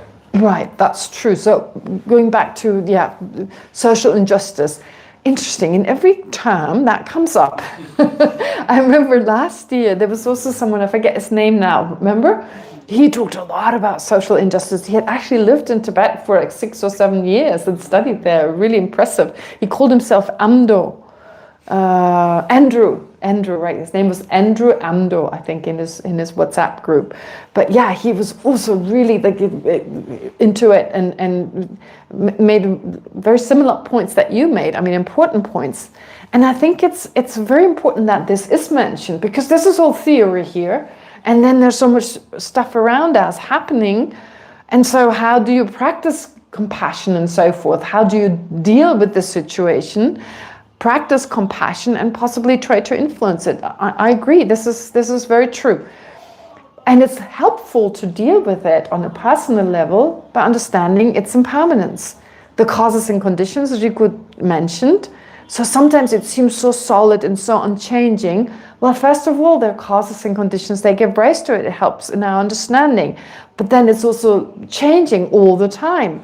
And maybe sometimes giving rise to something good in people helping each other more after this injustice. So it's not always that it gives rise to something bad. People may, learn from it and not repeat the same mistakes. Yes, so these are really good examples, and definitely you can take that as an example here, why it's important, but then also bring it on the level of emptiness. Yeah. But that doesn't mean, just because it lacks inherent existence, it doesn't mean it doesn't happen and it's not horrible. Yeah, so inherent emptiness doesn't mean it doesn't exist, but it helps to deal with it better and understand it better. Yeah, great. Okay. Then there were still some, and I'm just going through the messages chronologically. Let me just find where I got to last time. Okay. It was actually, there was a message by Jimmy talking about the universe. Something about the universe. He said, oh, what is the universe? Is there more than one universe or not? And then he talked about his personal universe. Well, first of all, when he talked about his personal universe, it felt more like he talked about his own reality. So my universe is like, it includes this, that, and the other. But then in response to that, someone called Kim Hurtado says that there's at least one sutra in which Buddha Shakyamuni in deep meditation meets other Buddhas of the multiverse and asks them the means by which they found enlightenment. So in other words, not a universe, but other universes. But the only reason I'm actually getting into this is that there is no specific word for Tibetan, which is universe. There is one word that is jigden, for instance, that is used a lot. But it's sometimes translated as universe and sometimes translated as world. Therefore, sometimes people, when the translator has chosen the word universe, they say, oh, it even says in the Buddhist scriptures that there's more than one universe, because it says there's more than one jigden. But it can also be translated as world. It's not really defined in the way there's this universe, there was a big bang, and there's this one universe. None of that is mentioned in the text. It talks about many different worlds, like world systems. So I wouldn't necessarily translate this term jigden as universe. I would just say world, because there are trillions of worlds. It seems to be much closer to what we like world system from the explanations. Again, I don't even think there is a word for universe. It's like the universe would be like all these worlds together. But jigden, there are multiple jigdens. Yeah, so when it says that meets other Buddhas of the multiverse, no, it's of a different world. So like our world system with the sun and the moon and so forth, likewise there are many other world systems similar to ours, like a human world with animals and so forth, similar in different galaxies, etc. And there are Buddhas living there. So therefore, I don't necessarily think that this means you meet Buddhas of different universes. Okay. So that's just something that's just to do with the translation, and I realize that is confusing. Then Banu, and this is interesting because we talked about this as part of fear of meditating on emptiness. And so she mentions, while meditating on emptiness, I ask myself, and this is really practical. She's going right into the practice, because we shouldn't just read about it and theorize about it, like just reflect on it with a coarse mind, but we should really meditate on that. And when you meditate in a specific way, with your eyes if not closed, but not looking around the room, for instance, without being distracted, focusing on the space in front of you. And with a very focused mind, you just search for the I. That is very intense. That's a very good way to go about it. And because it's more intense, you're more likely to move on the level of emotions. For instance, not being able to find it, not like just intellectually, yeah, it's not there, but like, wow, it's not, I can't find it. And that's really effective. So here, I keep saying she, just from a messages, I believe it's a woman and probably someone I met at Tosamling, but I'm not sure. While meditating on emptiness, I ask myself where it feels like I am, where the self seems to be located, right? We feel very strongly, I am, I do this, I do that. I noticed that when I observed the sensations in my feet, they felt farther away, right? Farther away from what we think is the I. The same sensations in my face felt closer to me. And it seemed as if I were inside my head. When I touched the back of my head, it felt behind me. Okay, so the back of my head seems to be behind me. And the forehead felt slightly above me. It genuinely seemed as though I was somewhere inside my eye sockets. Then I thought, there are people who have no eyes. Yet they still exist. Still, the feeling of being inside my eye sockets was very strong. That led me to wonder whether I was in the left socket or the right one, since I couldn't be in both at once. This produced discomfort and uncertainty as I shifted from the left side to the right side. It felt quite disorienting. How should I proceed from this point? Very interesting. You know, like usually there are two places where we believe the I to be located. Maybe three. No, it's not in your elbows, it's not in your knees, it's not in your feet. So it's usually not in your excrements. Excrements, you call that? Yeah. Okay. So usually it's either behind your eyes or in your eyes, or in the center of your chest, or maybe in your belly. It kind of seems to be here in this area, right? Here, here, and here. So in some cultures, they point at their nose. I know the Taiwanese, I had a Taiwanese classmate, he would always say I, like he would point at his nose. But the Japanese do that, watashi, right? I, they point to their nose. But I don't think it means that they believe their nose. It's just, when we point at ourselves, we often go like this, right? So it feels a bit like either the self is here or behind the eyes. Very interesting phenomenon. First of all, if the eye were located in the center of our chest, does it feel to you like that? The eye is located there? Okay. So Geshe Kelsang once made the argument. He said, if the eye were located here, then it would be like you would look up towards your head up there. It should really feel like, okay, there's my mouth. But it doesn't feel that way, does it? Oh, my mouth is there, there's my throat and my mouth. It's kind of like but that doesn't happen, right? Okay, so interestingly, that doesn't really work. It doesn't help to go back down to your belly. It's still the same kind of like, not like always looking up. That would be weird. But then the eye, if it's located behind the eyes, then if someone does this to me, they don't touch me. They would have to touch me right here, right? Or if someone, I don't know, steps on my foot, they stepped on me. Like, they didn't step on me because the eye is here. That would again not work. But there's a reason for definitely the eye, because of the sense consciousnesses, the 5 sense consciousnesses. The most prevalent, the most dominant is the eye consciousness. We've had that discussion before with Bernd. He asked about the prevalence of images that are used a lot. Why in Buddhism? Well, because simply we even draw. I mean, like, how do you depict sound? Waves. You draw waves. Those are not the sound, right? Those are not the sound.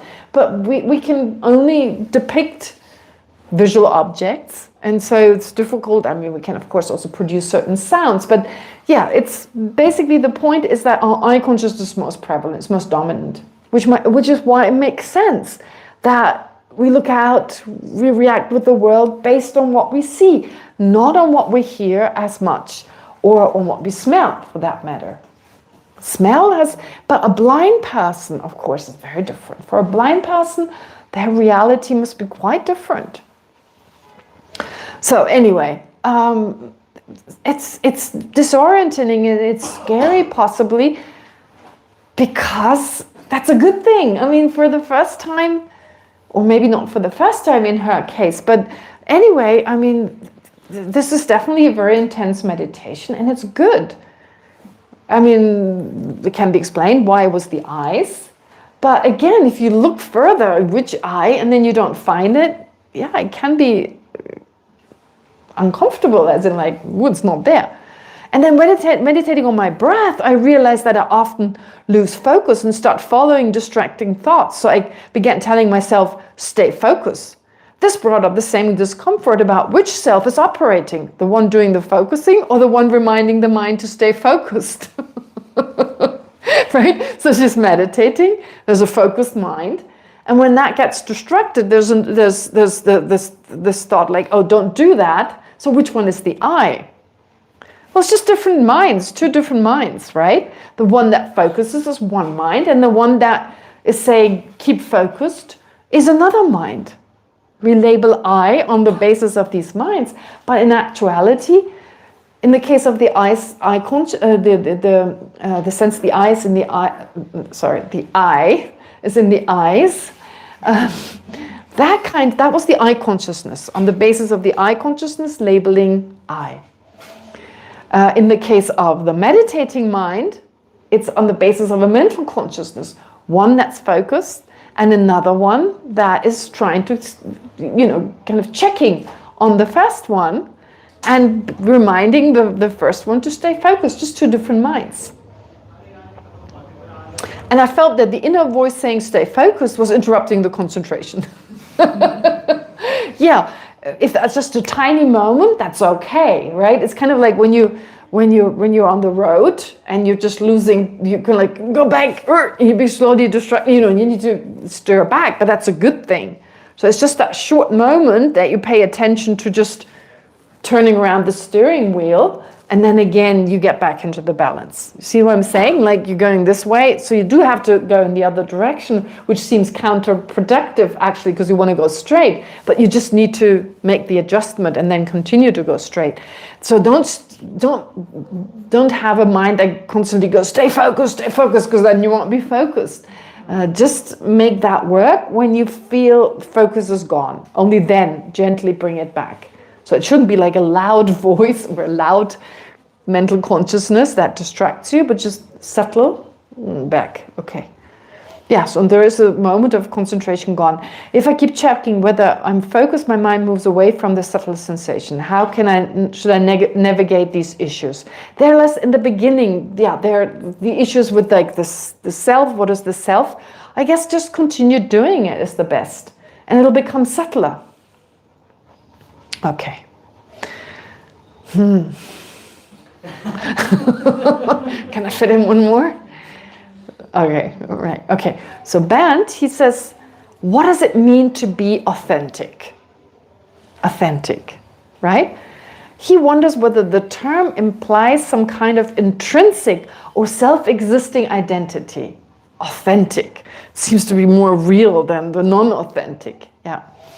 Either a stable, graspable, and I'm just paraphrasing what he wrote because it was a little longer, either a stable, graspable nature in another person, or maybe an inner, inherently existent self-image in oneself. So he read the term in a LinkedIn post, which made him feel the word had lost its earlier positive meaning. Authentic. I don't know what the LinkedIn post says, but yes, he felt like he didn't know what it meant.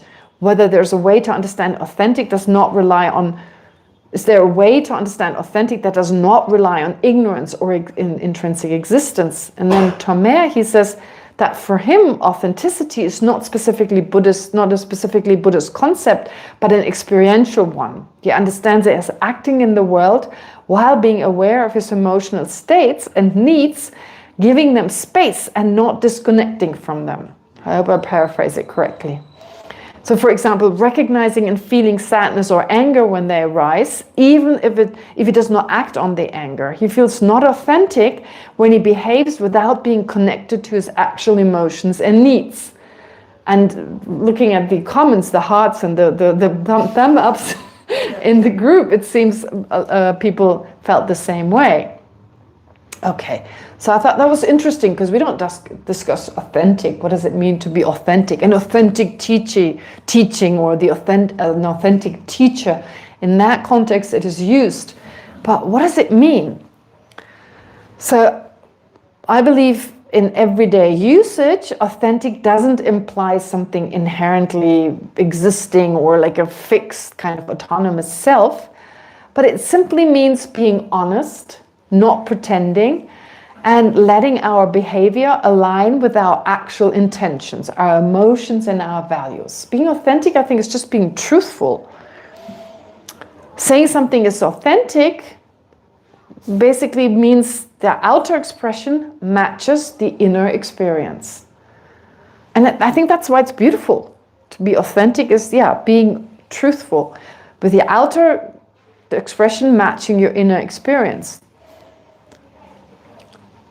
And that's fully compatible actually with the Buddhist view that people are dependently risen and merely imputed.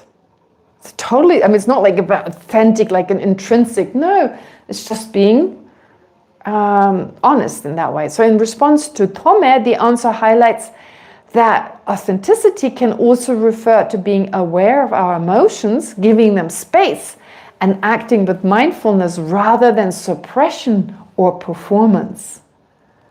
Very important. So when there's anger, this is where we struggle a little bit when it comes to Buddhist practice. We're like, oh my God, I'm angry. Oh my gosh. So we're like, oh my God, I'm attached. People are so worried about attachment and anger. And of course, it's good to be concerned with them, but we don't need to get into that kind of panic where we suppress them. Or we kind of ignore them and pretend they're not there, which is again not truthful. So, you're angry with someone and you're like, my bodhisattva faith, my great compassion faith, like you at the outside, you want to be. So again, I like what Thomas says, to be authentic, it's there. And not to suppress it, because it just makes it stronger next time it arises, or even in that moment makes it stronger.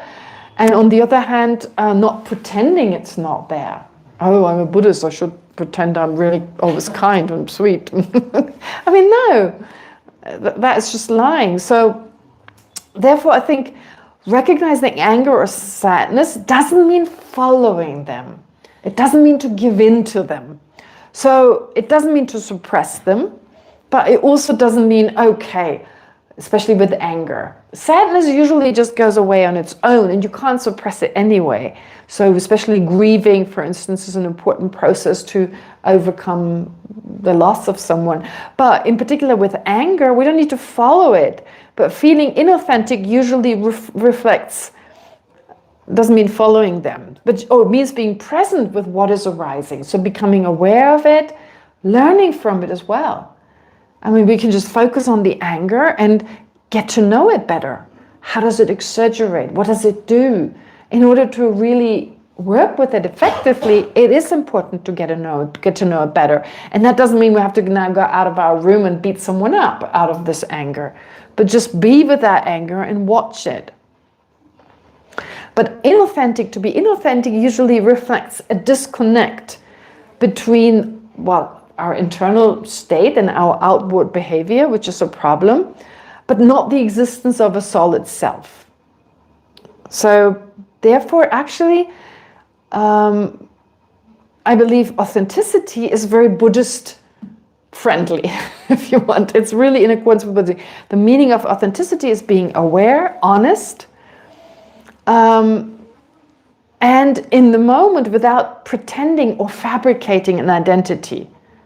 And that doesn't imply intrinsic existence, so being authentic. But I think it's important to still, I like authenticity, that kind of honesty, not pretending and so forth. Yeah, so I wanted to mention that, and the rest comes some other time. Okay. Great. All right. So let's now dedicate whatever virtue we've accumulated. In the snow-encircled land, you are the source of happiness and bliss. Avalokiteshvara, Denzin Gyatso, please remain in life until samsara ends. May the precious Bodhi mind, not yet born, arise and grow. May that born have no decline, but increase forevermore. May the precious view of emptiness, not yet born, arise and grow. May that born have no decline, but increase forevermore. Okay, thank you.